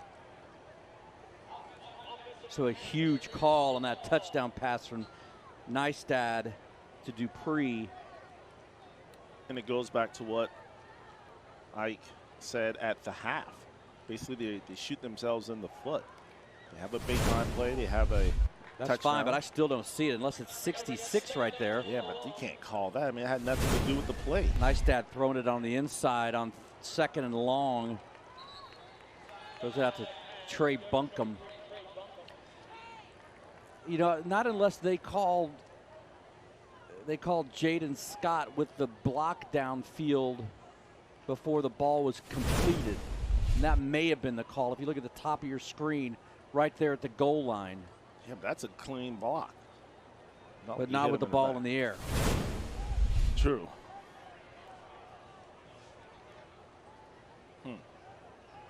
Got 3rd and about 16. Big pressure coming. Neistad just gets rid of it. It's going to fall short.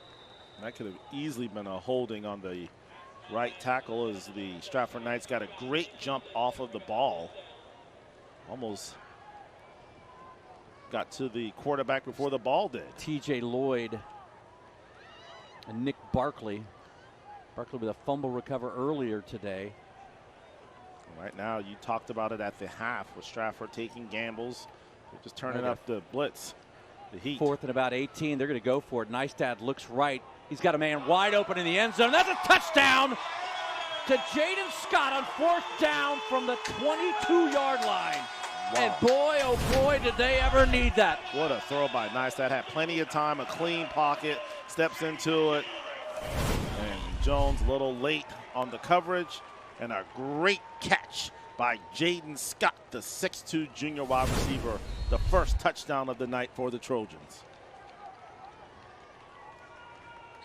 And that's their second 4th down, 4th and long conversion in this game.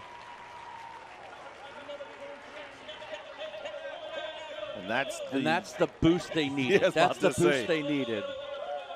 It is 24-10, a 2-touchdown game. Time now for the Trojans defense to step up. You're watching Friday Night Rivals, driven by Cruz Chevrolets and Stars and Stripes.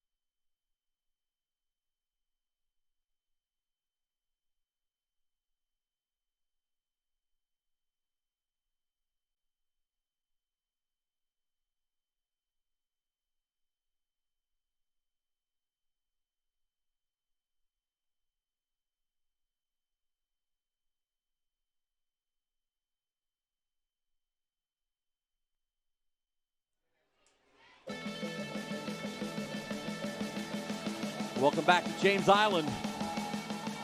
Trojans with a much-needed shot in the arm and a boost on the scoreboard on a 4th and long from the 22. Gunnar Neistad shows you why Ike Allred said he's got that Division I arm. Hey, just a reminder, log on to abcnews4.com/poll to vote on our Rockstar Cheer of the Night. You can cheer on James Island or cheer on Stratford. We'll have the results later in the show. big drive for James Island. Now you have a little momentum on your side. But we've seen this Stratford offense be very effective and efficient there in the first half, so it'll be a tall task for this James Island defense to get this Stratford offense off the field. Why don't you just do a little onside kick right here? Let's just go ahead. Why not? Not onside, but a pooch. And a fair catch there by number 37, Jalen Carson. They'll start it at about the 31-yard line. Wasn't far off. Now time for Josh Davis to answer. And by far, Dean, I would say probably, now of course I missed the first couple of Friday night rivals, but in terms of the games that we've done so far, by far the best quarterback matchup that we've done this season. As far as low country leaders, I think they rank about 5th and 6th. Will Daniels at First Baptist is having a big year. Pritchard and Wando has been good. Stratford's opens up their first series of the third quarter with a run up the middle. That's going to be number 9, Jaden Alston. Nice stop by Will Floyd, making his presence felt here early on in the third quarter. Boy, you talk about a confidence boost for this James Island defense if they could force a 3 and out and get Stratford off of the field. Nice pursuit on the outside. That's Frazier. Frazier brings down Anderson. Had great help on the backside from number 42, D'Angelo McClare. That's your guy, Dino. Vaughn Frazier. That's a bad man. Can't be blocked. Disrupts the play on that jet sweep and forces a huge 3rd down and long for Stratford. About 6', 220 senior, converted running back. We saw the speed right there. Now makes it 3rd and about 12.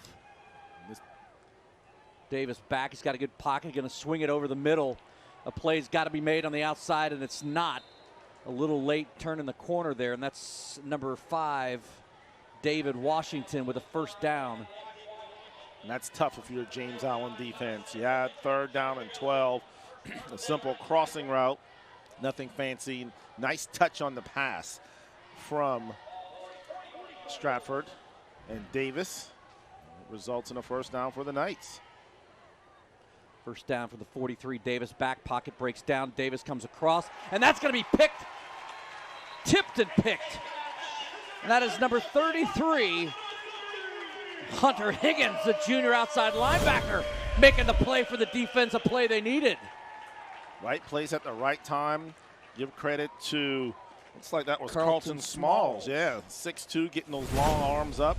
Able to tip it and right into the hands. An Oski drill for the defense. And not only do they come up with the big interception, but man, look at this field position as they are going to start this drive in Stratford territory. Let's see how they respond after that turnover. They're first of the game after their offense gave it up 3 times. They're going to go back up the middle. They've had good success running up the middle tonight with not over McKelvey, but also Eric Rogers picks up about 3.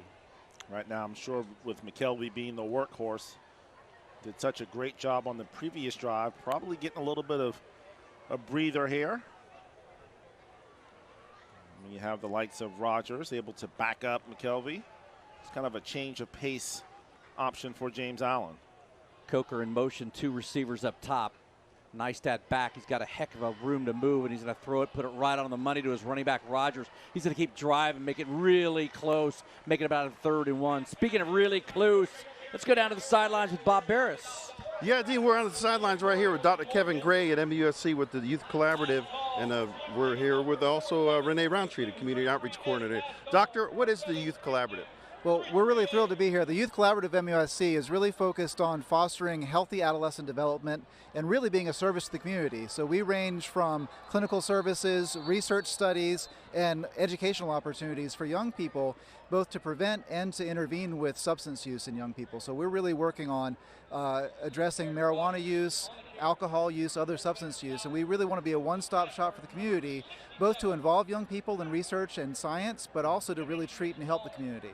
Excellent. And Renee, how could the youth and adults get involved in this thing? Families can contact us by calling us at 843-792-9257 or text us at text-youth to 44332. All right, let's show that sign. And while we're doing that, we're in the 9 o'clock hour, so I'm going to ask you, do you know where your children are? Back to you guys. All right, so that 3rd and 1, Stratford's defensive front just created a wall. Eric Rogers had nowhere to go.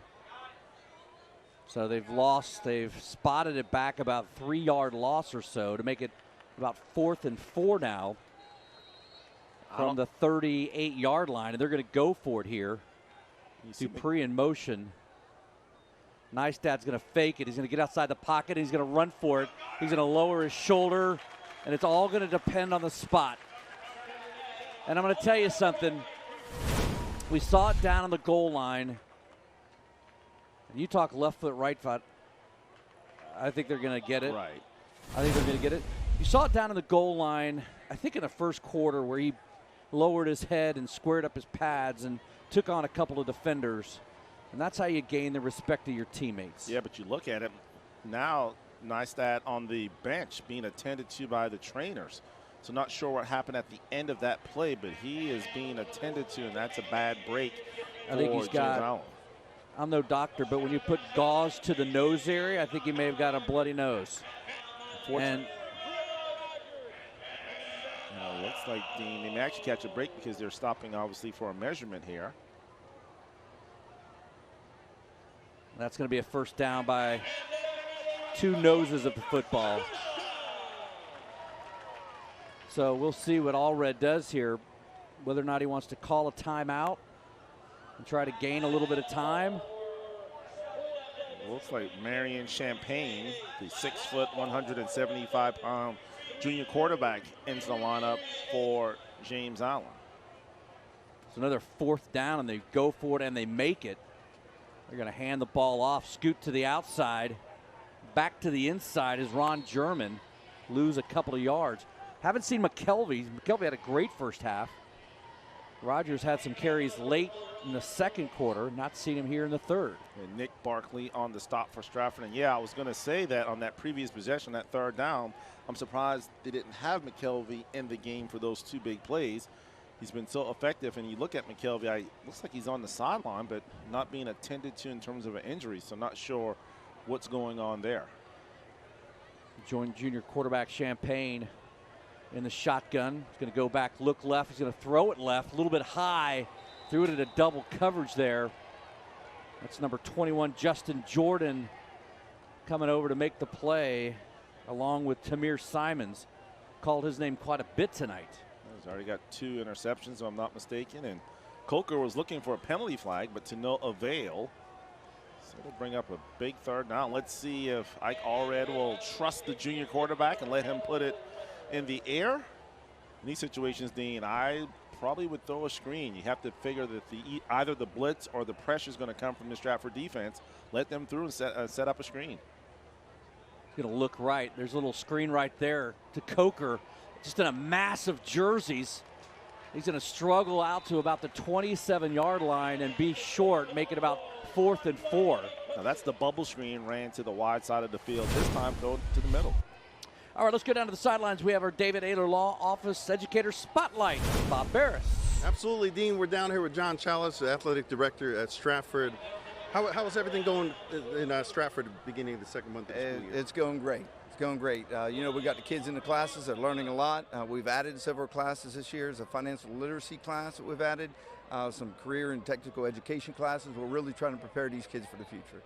Speaking of preparing, I used to go there as a trooper and teach the driver's ed class. Did you? Yeah, with Coach Ashley Harvey. Right. You still offer that class? We still offer it. In fact, our head football coach, Coach McDaniel, is the one that teaches that class. But it's still offered. The kids get into it, teaches them a lot about safety, how to park, very important things. As driving, that's one of those things that you can't take for granted. Absolutely. Well, keep up the good work at Stratford, and thank you for your time All right, today. thank you. All right, Dean, we're going to continue to watch the football game and finish out this quarter. Back to you. All right, so with Gunnar Nystad still being treated on the sidelines, James Island decides to keep it on the ground at 4th and 4, and McKelvey stopped short, going to have a turnover on down. Stratford sets up at the 26.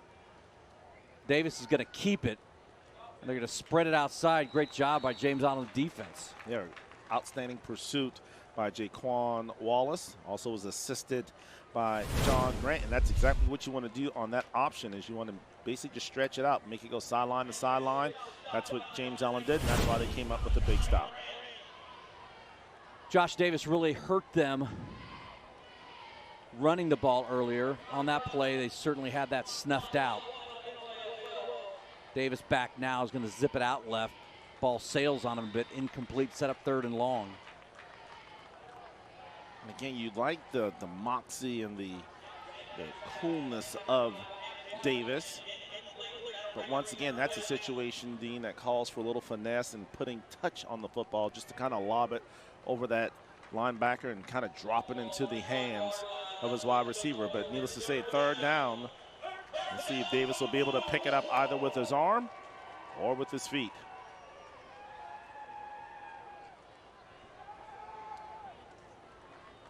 Steps back, gets flushed out of the pocket. Frazier's on top of him.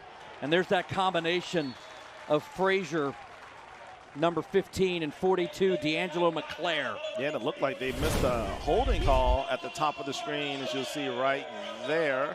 It looks like, but they didn't get it because, of course, they can't seem to block Mr. Frazier. Quavon, but great pressure, and the defense holds and will put the ball back into the hands of the offense of James Island. Gunnar Neistat with his helmet back on. Plenty of gauze flowing from his nostrils. That ball almost blocked and punted short, and they've got to clear out as that ball hits the 40 and bounces back another 4 yards. So James Island forcing a poor punt by Stratford. And you talk about trying to flip the field. They just flipped the chains. Yeah, I mean, that's almost like a 10-yard punt. And, of course, Danny did not anticipate or expect that to happen. But in that situation, you're almost better off throwing like a Hail Mary down the field and letting it be intercepted.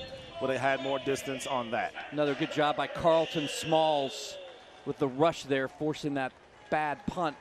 As Neistat is back, they'll start it at this 36-yard line with 3:05 here in the 3rd, needing to score. Neistat going to run out the pocket, just going to scamper out of bounds, lose 2 yards.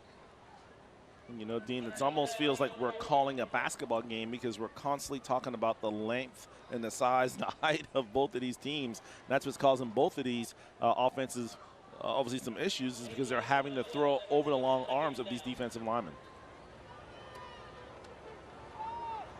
So Neistat back and wanting to throw the ball. Got him out of the pocket. Blitz coming from the top side. He's going to, threw the ball good. That route was jumped by number 32, Tamir Simons, looking for his 3rd pick of the game. Yeah, but you never want to throw across the hash marks. That's a long throw, and that's just asking for trouble. And so you're right, Dean, they can kind of jump the gap. That would have been an easy pick 6. Looking for Elliott Dupree. You talk about the screen. We talked earlier, Denny said he loved the blitz. You get a blitz here. They've got pressure again. He's falling off his back foot. It's going to be short. And that's the problem, not being able to get a little bit of distance on these throws, and that's because of the Stratford defense. And you have to give credit to that front defensive line of Stratford. They continue to come, disrupt the offense, the timing, and anytime you can get that quarterback on his heels, good things for the most part are going to happen, and that's exactly what Stratford front 3 is doing. Down 2 touchdowns. They're going to go for it. 4th and 11 this time. The last 4th down play resulted in a touchdown. Pressure to the outside and the inside. He gets crushed on the backside. Ball on the ground. It doesn't matter. That's number 49 coming in making the play. Sean Kahut, one of their star linebackers. Yeah, we talked about it. He came in with 5 sacks, 8 tackles for a loss, and I guess he'll be credited, well, not credited for there, but great pressure applied. And once again, the James Island Trojans not able to take advantage of the outstanding field position. I love the speed on the outside for Stratford, but if they want to keep blitzing, you watch Ricky Reitz dial up something and have him beat that blitz. As the ball changes hands, started at 37 now for Josh Davis. Alston on the middle of the outside. You can't arm tackle this guy. He breaks 3 or 4 tackles, going to stiff arm right in the face. He's going to be brought down to the 48-yard line. Yeah, Jarrell Jones finally able to get him down on the ground, but a tough run by Jadon Alston. Refused to go down, ran through arm tackles, was looking for 6. As you see the strength right here, just the stiff arm. Almost close to an offensive face mask. So 1st and 10 from the 49 after starting at the 39. Quick pitch out to Alston. There's a hold right there that's missed. Alston takes on about 3 blue jersey, crushes ahead to about the 38-yard line. Hunter Higgins will be credited with the tackle, but he just kind of happened to be in the way of Alston as he just kind of lowered his head and able to run north and south. So plants that left foot, turns up the field, and as you see, he delivers the blow to Higgins. Right now, you kind of have this feeling that Stratford's trying to kind of flex their muscles, and they're determined to run the ball down the throats of James Island. That's what McDaniel said to us at the half. That's what he wanted to do. McDaniel said we want to run it out, try to put some more points on the ground as they go back to Alston a 3rd straight time. Quavon Frazier as well as Will Floyd on the stop for James Island. And you talk about being very deflating. If Stratford can run this ball all the way down, obviously take as much time off the clock and cap it off with points, that would not bode well for this James Island unit. Alston out, Taylor in the backfield for Davis. Got Anderson 8 in the slot. Matthew Cudd, I think, has made 1 reception tonight. Cudd came in with 17 receptions on the year. They're going to go back on the ground. This one to the fresh linebacker. Stood up at about the 35-yard line. Javon Taylor, just a change of pace when you look at this Stratford team. Alston more of the kind of big bruising tailback. They try to hit them quick with Javon Taylor. 3rd and 7 now. Talk about Matthew Cudd. He's got a 3.7 GPA. His lowest grade in high school, a 97. Pretty good. That's getting it done. Davis got a pitch to the outside. Nobody there for James Island. They close quickly, though.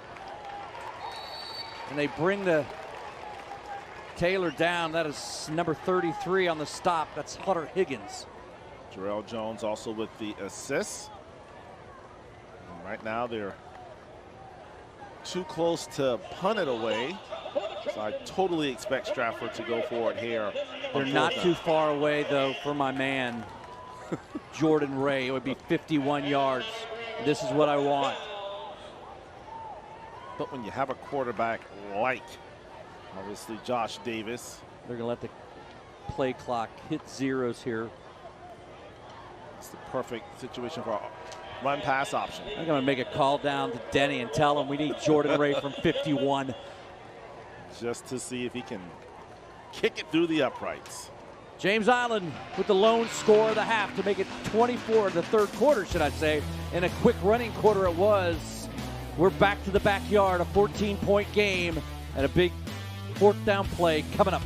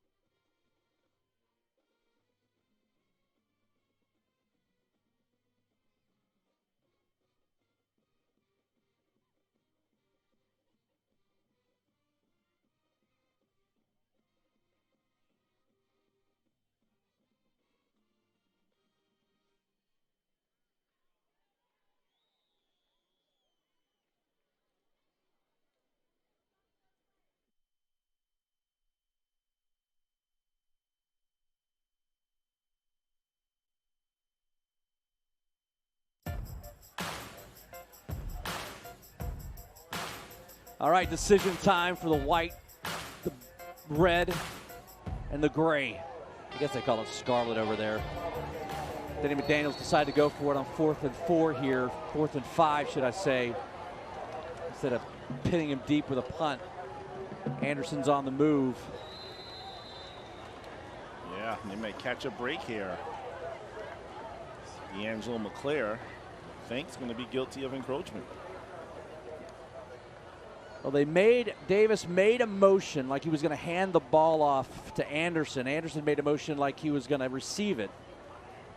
And there you go. And it was that fake handoff to Anderson before the ball was even snapped that looked like drew James Island off, or where they encroached it. Here you see it. Yeah, it was even before that.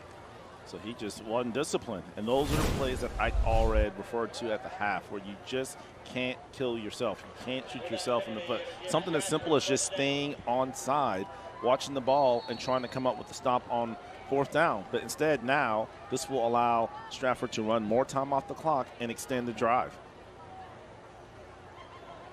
A 2-touchdown game that cannot afford to let Stratford get on the board at all. Stratford's first drive of the 3rd quarter resulted in an interception by Hunter Higgins. See if they can come up with another turnover. Davis, and what a great play, and read so very well by number 10, Jalil Simmons, the senior.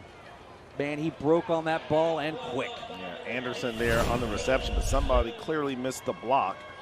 I'm sure they didn't leave him unblocked. Look at the size differential. Very aggressive play by Simmons, who's 5'7", 150.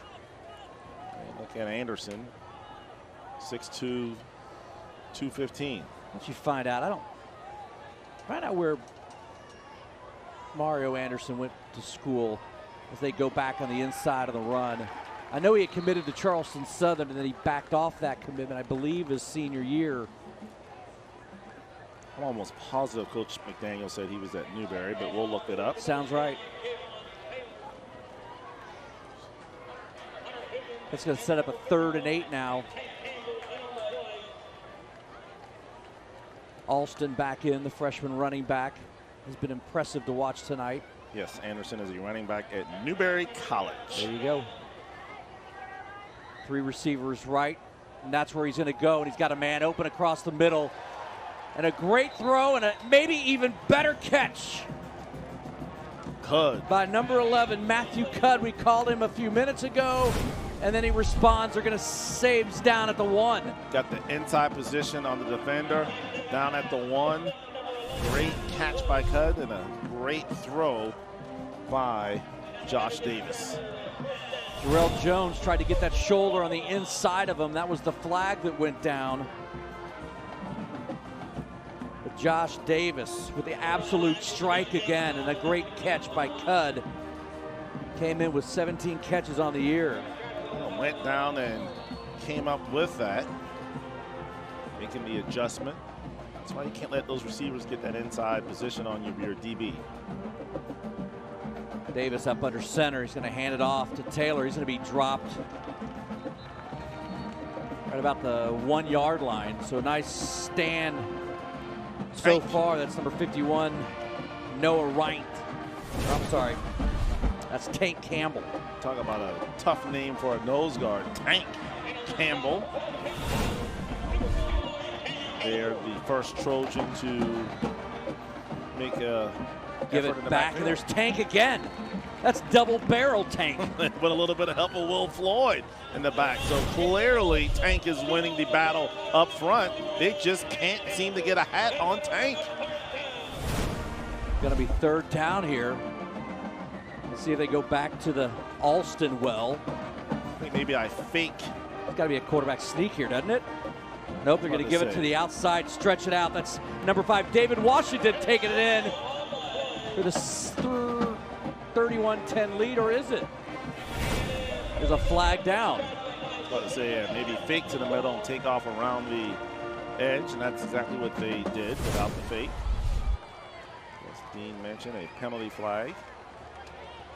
And I believe it is against Stratford. I'm not sure if flag came from the near side of the field.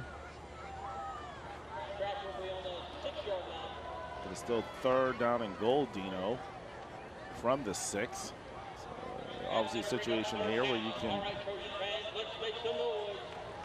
Also in the backfield, they try to get James Island to jump. Denny McDaniels out about the 14-yard line, wants a timeout here. I think the one thing they can't do here, Everett, is turn the ball over. Yeah, you got to come away with points and make this a 3-possession game. So maybe you played safe here. We've seen Stratford have some success with that option, especially because you can't forget about Josh Davis because he's shown that he can run the football. So if it's me, I run an option to the wide side of the field and see what happens.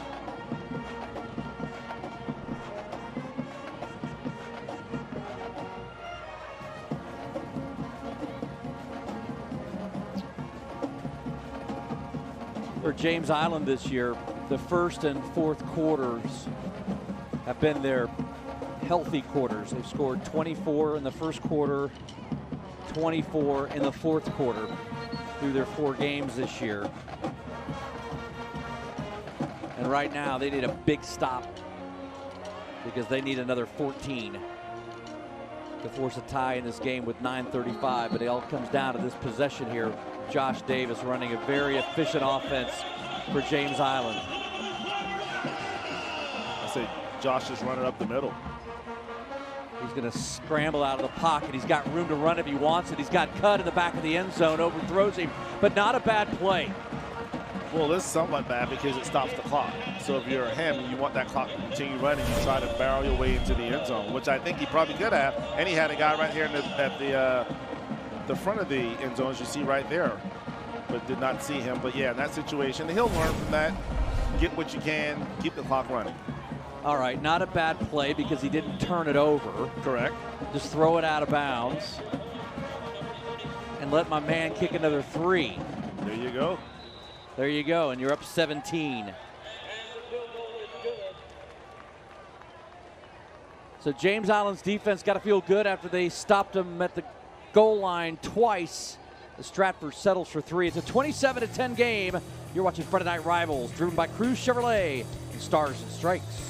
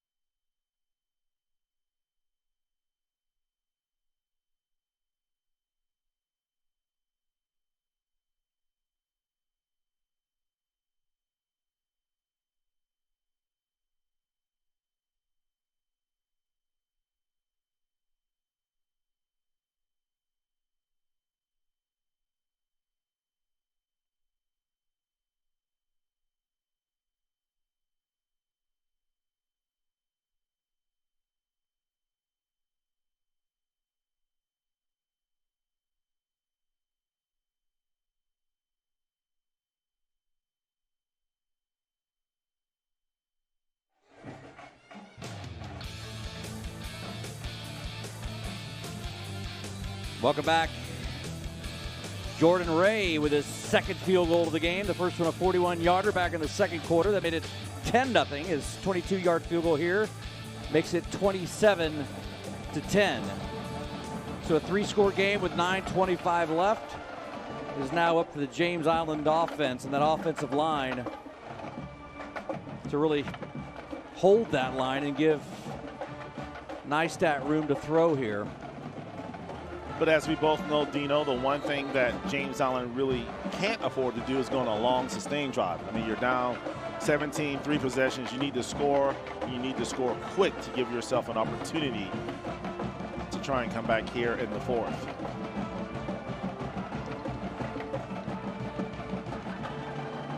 Ray kicking it deep, coming back to Dupree. He's had some impressive returns. Let's see if he can get one. He's got a big seam up the middle. Taking it to 30 to 35, stretches it out to the 42-yard line. He has been really impressive tonight, number 2, Elliot Dupree. He has, and every time he's touched the ball, good things have happened as well. And give credit to that kickoff return team of James Island. They've done a nice job of opening holes for Dupree. And as you see there, I mean, you don't see any white jerseys in that screen at all. And give him credit for just simply running north and south and getting what he could. Special teams did a nice job opening up a huge hole for him as they start at the 43-yard line now with 9:19 left. It's got to be quick strike right now for James Island. Nice dad out of the backfield. Receiver's going to be knocked down by Cahoot. That's number 9. That's your man, Ron German. Even that pass kind of thrown behind German. You always want to lead your receivers up the field, so you have to kind of make an acrobatic catch turning behind him to come up with that play.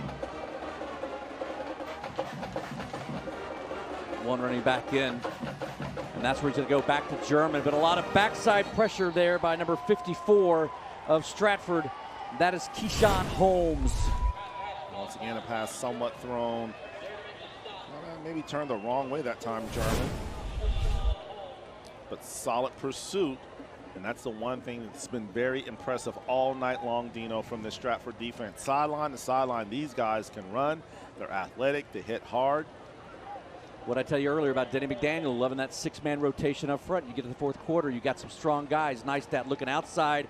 Jaden Scott in and out of his hands, and a nice play by number 21, Justin Jordan, to break up that pass. Yeah, not a lot of room there to complete that. And Jordan right on top of the receiver. And a quick 3 and out for James Island. Surprising to me they didn't look downfield on 1st and 2nd down or run McKelvey. He's had great success in the middle. But you'll run less than a minute off the clock.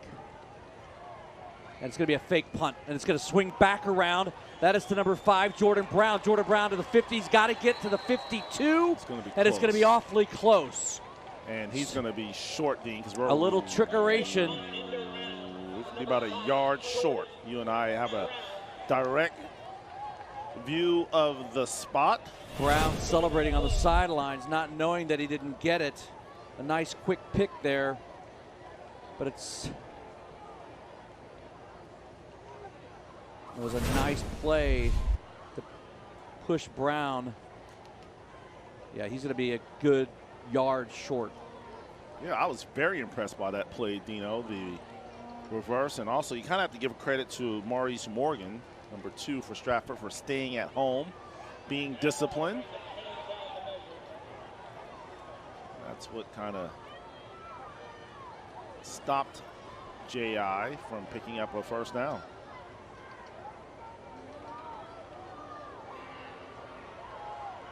Hard for us to see from where we are, but great camera work by this great crew every Friday night. They're going to be a good yard short like we talked about. There's got to be more than a dozen behind-the-scene folks that make this broadcast happen, from guys in the truck. And of course, we give those guys a hard time, Dino, but yeah, you're right. No, you give these people a hard time. Well, not people, it's person. It's my good friend, Nick Case. So we were right, Dino. Yard short, so that we'll give it back to the Stratford Knights. And you have to think Danny McDaniel, a former offensive lineman himself, played at Stratford, then also played at Charleston Southern, looking to grind this clock out. Yeah, they're going to grind it out through the air. He's going to throw it across, and oh, dangerous throw, almost picked off there by number 6, Jarrell Jones. Yeah, and I'm surprised, as much as they ran the ball the last couple of possessions, that they went to the air there, up 17.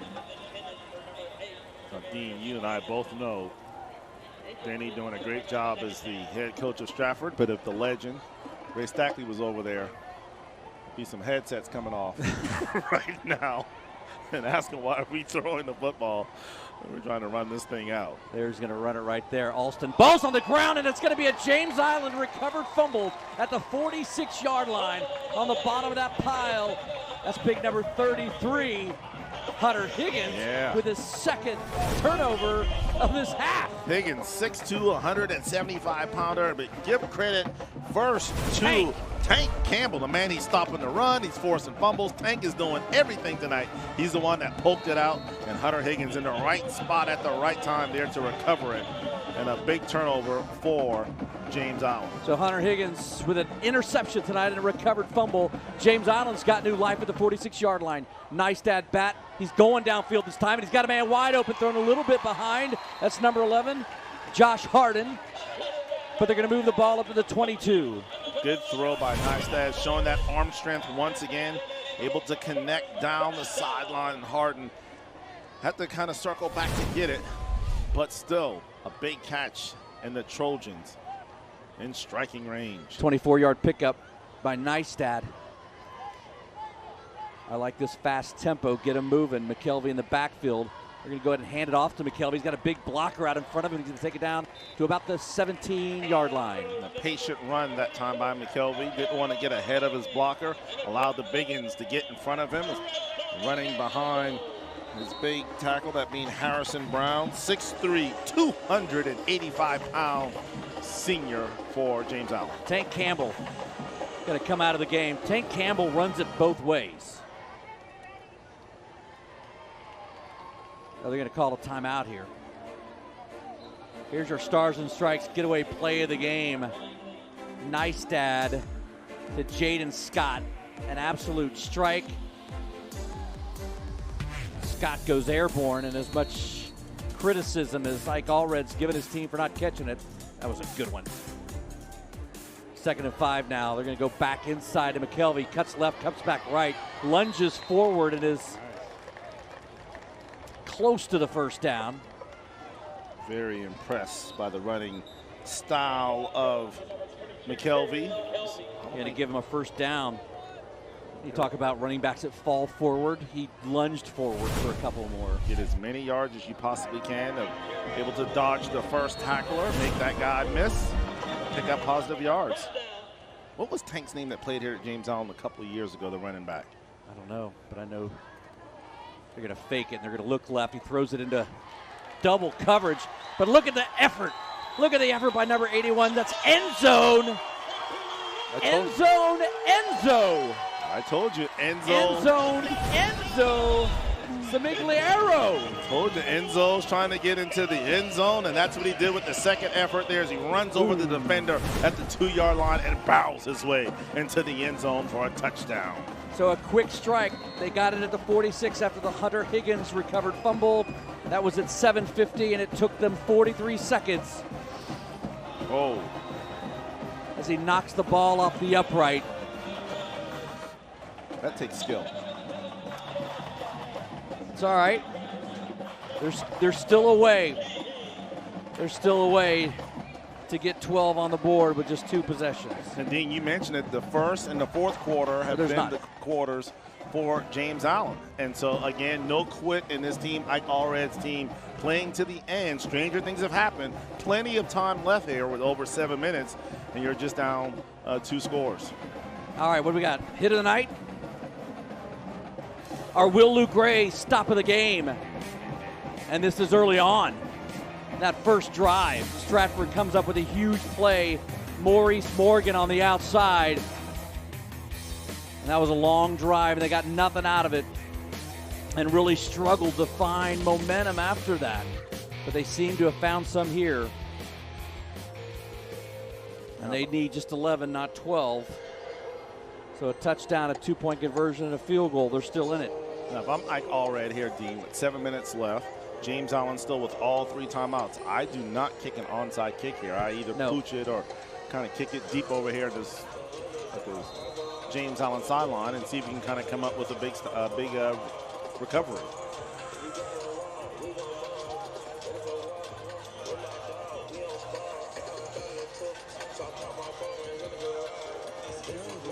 James Island may be expecting an onside kick. Yeah, they're going to chip it down, find an open part in the field. And I think that ball was touched, and they went out of bounds at the 11-yard line. Ja'Kay Robinson. And that's exactly where I said, on that James Island sideline to the bottom of the screen. And you could not have asked for a better result, Dino. Not only is the ball touched by Stratford, but he steps out of bounds at the 11-yard line. So if you can get a 3 and out here, you should get outstanding field position. And a really well-placed ball by Jackson Taylor. And he kind of just loses focus of where he is on the sidelines. So now it's up to that James Island defense. McClare the top end and Frazier down low, bookending it. Davis is going to take the ball on his own, and a flag comes down on the near sideline. Higgins on the stop for James Island. Also the assist given to Jaquan Wallace. Really impressive drive by James Island, taking just 43 seconds off the clock. And now let's see what they can do defensively. Chop block. Not the start that Danny McDaniel wants.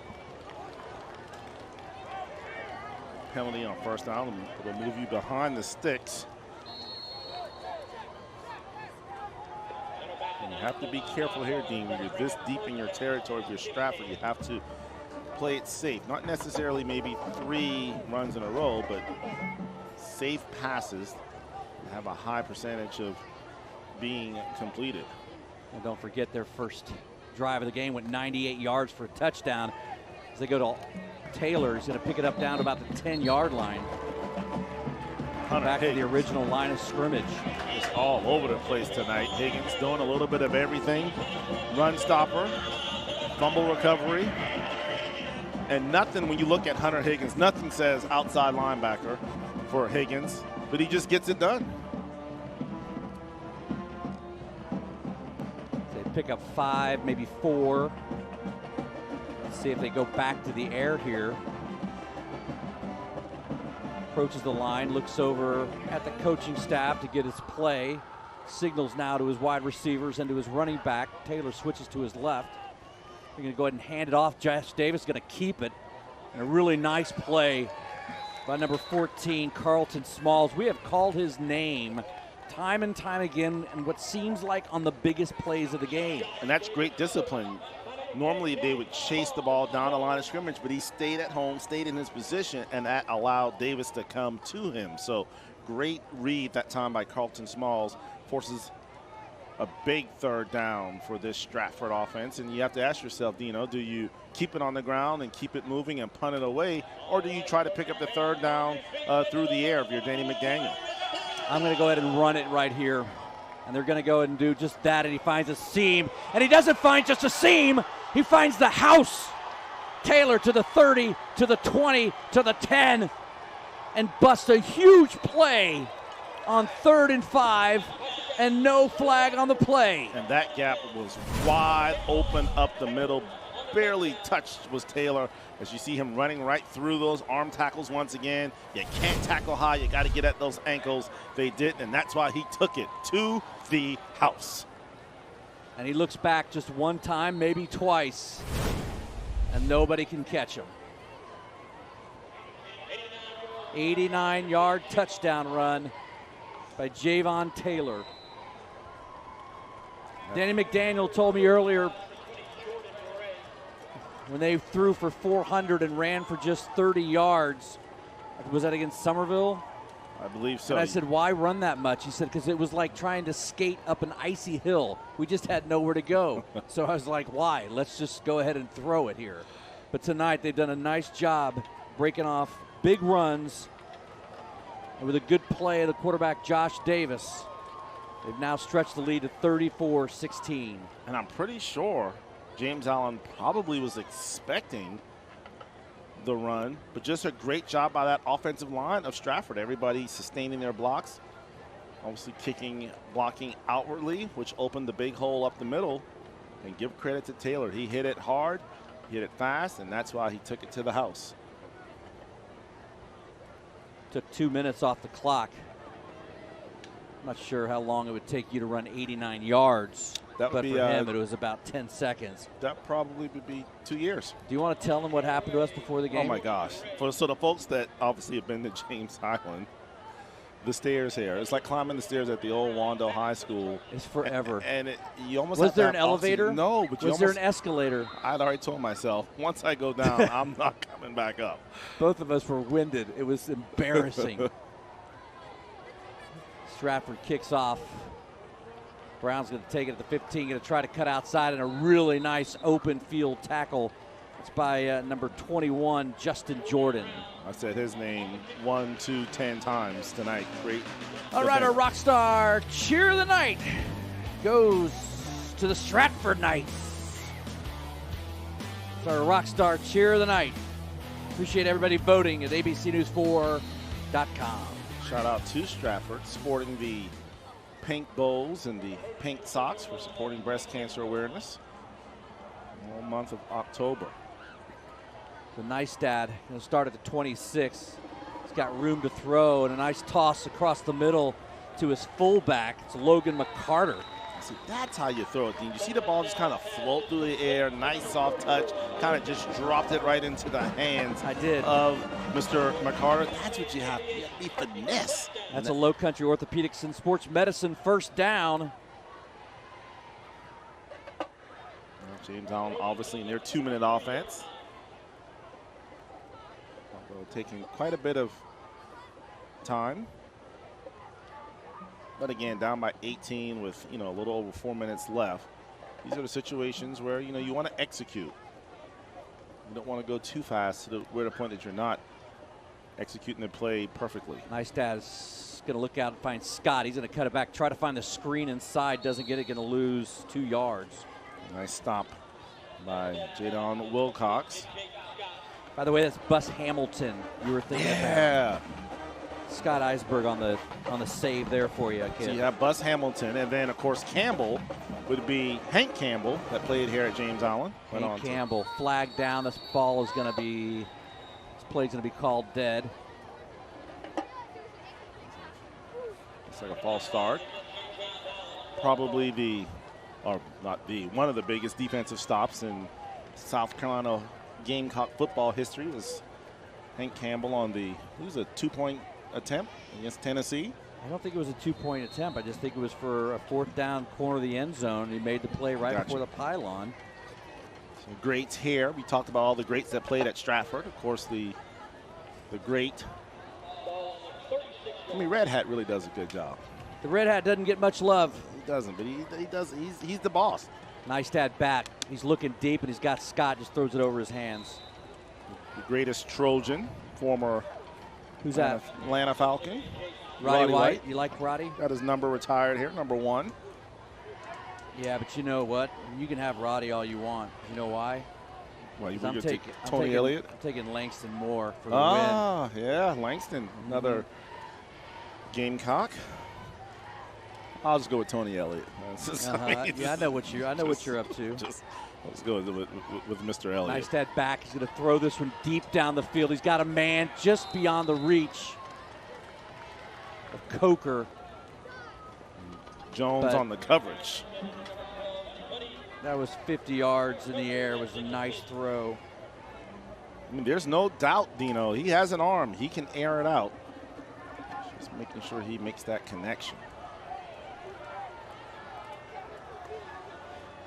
Next week, big showdown, Berkeley and Goose Creek at the Creek. Our Friday Night Rivals game. Neistat getting pressured. He's going to get crushed in the back. And that ball just in and out of the hands of Josh Harden. Actually, that was a decent throw. It was a great throw. And I'm telling you, he had 2 guys. That was a night sandwich. And that'll make it a good night for the Trojans. But that replay, I mean, he stood in there. And that's one of the things Ike was talking about. He goes, man, I love this kid's character. I love his makeup. Watch him stand in the pocket. 2 guys bearing down on him. And just give your guy a chance. It's 4th down, and that's exactly what he did on that particular pass. So the Creek is rising next week, huh? Creek is rising. It's a good place to be on a Friday night. Talk about some all-time greats. between Berkeley and Goose Creek. Turnover on downs. It's going to be Austin. Whoa, look at that stiff arm. That's the way you tackle a guy in the open field. By the way, ABC's #1 Saturday newscast, Good Morning America, will expand to 2 hours. That starts tomorrow morning. So it begins all at 8 o'clock on ABC News 4. And then a busy week for ABC News 4 here locally as we get ready for Goose Creek and Berkeley on Friday. We'll also present Thursday night at 7, the only televised Charleston Mayoral Forum over at the College of Charleston with the grad school and also the Charleston Chamber of Commerce. Be about a month before the election. Not to miss football with politics. It's Austin, my goodness, another great stiff arm. High and low, and it doesn't matter, going to pick up the first down. And just remember this, he's a freshman. Yeah. He's 14 years old, maybe 15. I mean, you But just look can't at the- tackle that high. Thank goodness Terrell Taylor able to get him on the ground, but got to grab ankles, guys. Got to grab ankles. Talk about a low center of gravity. That's the guy right there. Kind of looks like Bus Hamilton that played here at James Island. Those guys are just kind of that Jerome Bettis type body, you know, just big, bulky, just runs guys over. Going to be a first down up the middle. Going to be a new first time I think we've seen that running back in the game. Number 22, Carter Smith, the senior, getting some playing time here late. Good to see that. Good for Danny McDaniel. Putting in the time, you get to showcase your skills on Friday night. Always good to be here at the backyard. Looking forward to going up 52 next week. Should be an outstanding contest. Going to hand it back off to the senior. Going to be dropped for a 2-yard line. My man Tank back there still making plays, refusing to give up. Berkeley, take a look at them next weekend. They poured it on Wando, beat them 43-13, outscoring the Warriors 21-zip in the second half. Let's see how Goose Creek did tonight. We had them last year. I think it's the second year for their new head coach. They're going to try to run it again, pick up 3 or 4 more yards. And you think of all the greats, starting with the coaches. Obviously, Gerald Moody and Chuck Reedy. Then all the talent that has played at those two schools. Dean, of course, you started out in sports before you got wise and moved to the news desk. So you saw those guys on Friday nights when it was 6, 7, 8,000 people. Yes. For those games. 49-7, Goose Creek wins tonight over Cane Bay, so a good matchup. Two hot teams, Berkeley and Goose Creek. Josh Davis led a very efficient and effective night, throwing the ball well. Had a good running game. I'd say probably more of a balanced game than Danny McDaniel believed. We definitely thought that this one would take forever because a lot of passing. Both teams, however, had a lot of success running the football on the ground. A disappointing night here for the Trojans, but they certainly will look back at this film and see what could have been.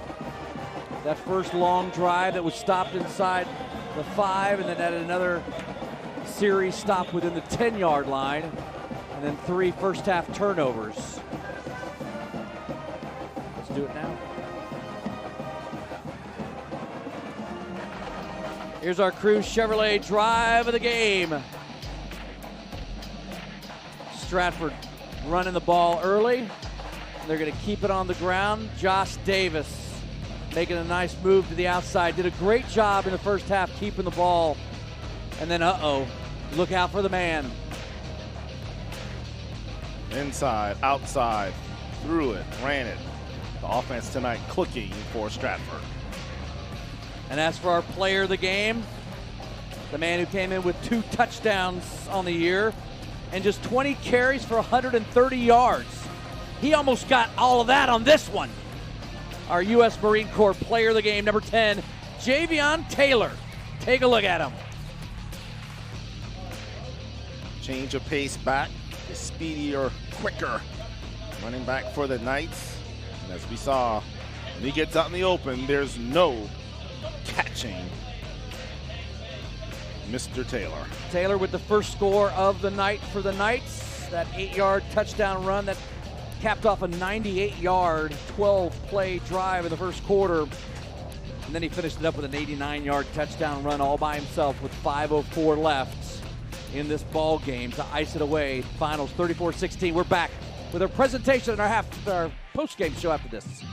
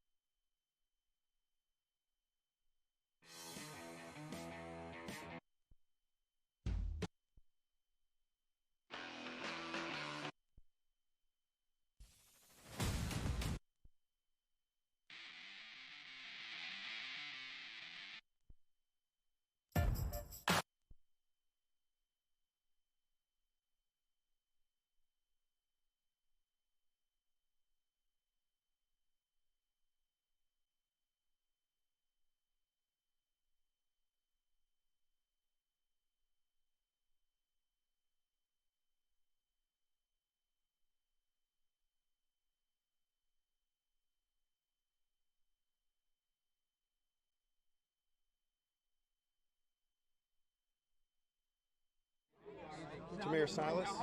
Simon.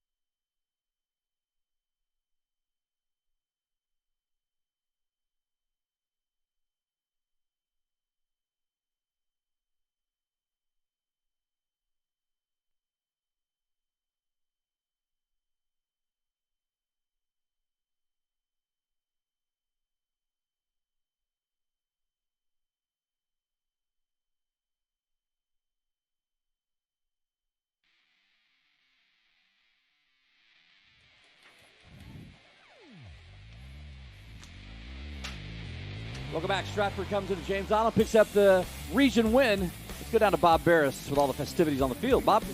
All right, Javion Taylor, here you go. Player of the game, Marine Corps, player of the game. Coach, great win tonight on the road. What have you told your team in practice for having them to come out here and play so hard? First of all, we came in with a heavy heart. Coach Lev, our wide receivers coach, grandfather passed away from cancer this week.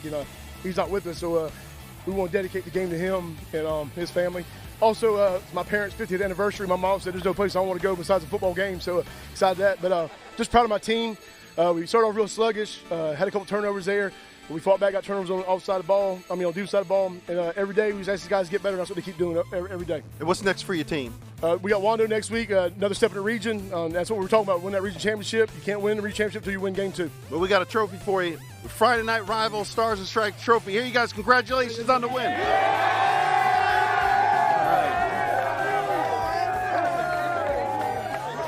There you go. Thanks to all of our sponsors for making FNR possible. Again, next week we're in the Creek. Berkeley and Goose Creek. Tonight's final score 37-16. Later tonight, tune into ABC News 4 at 11 o'clock for Friday Night Rivals. For a complete rundown of the scores from around the Low Country, Greg Brzezowski, Scotty Eisberg, anchoring the line there. We'll see you next week on Stars and Strikes. Friday Night Rivals, driven by Cruz Chevrolet.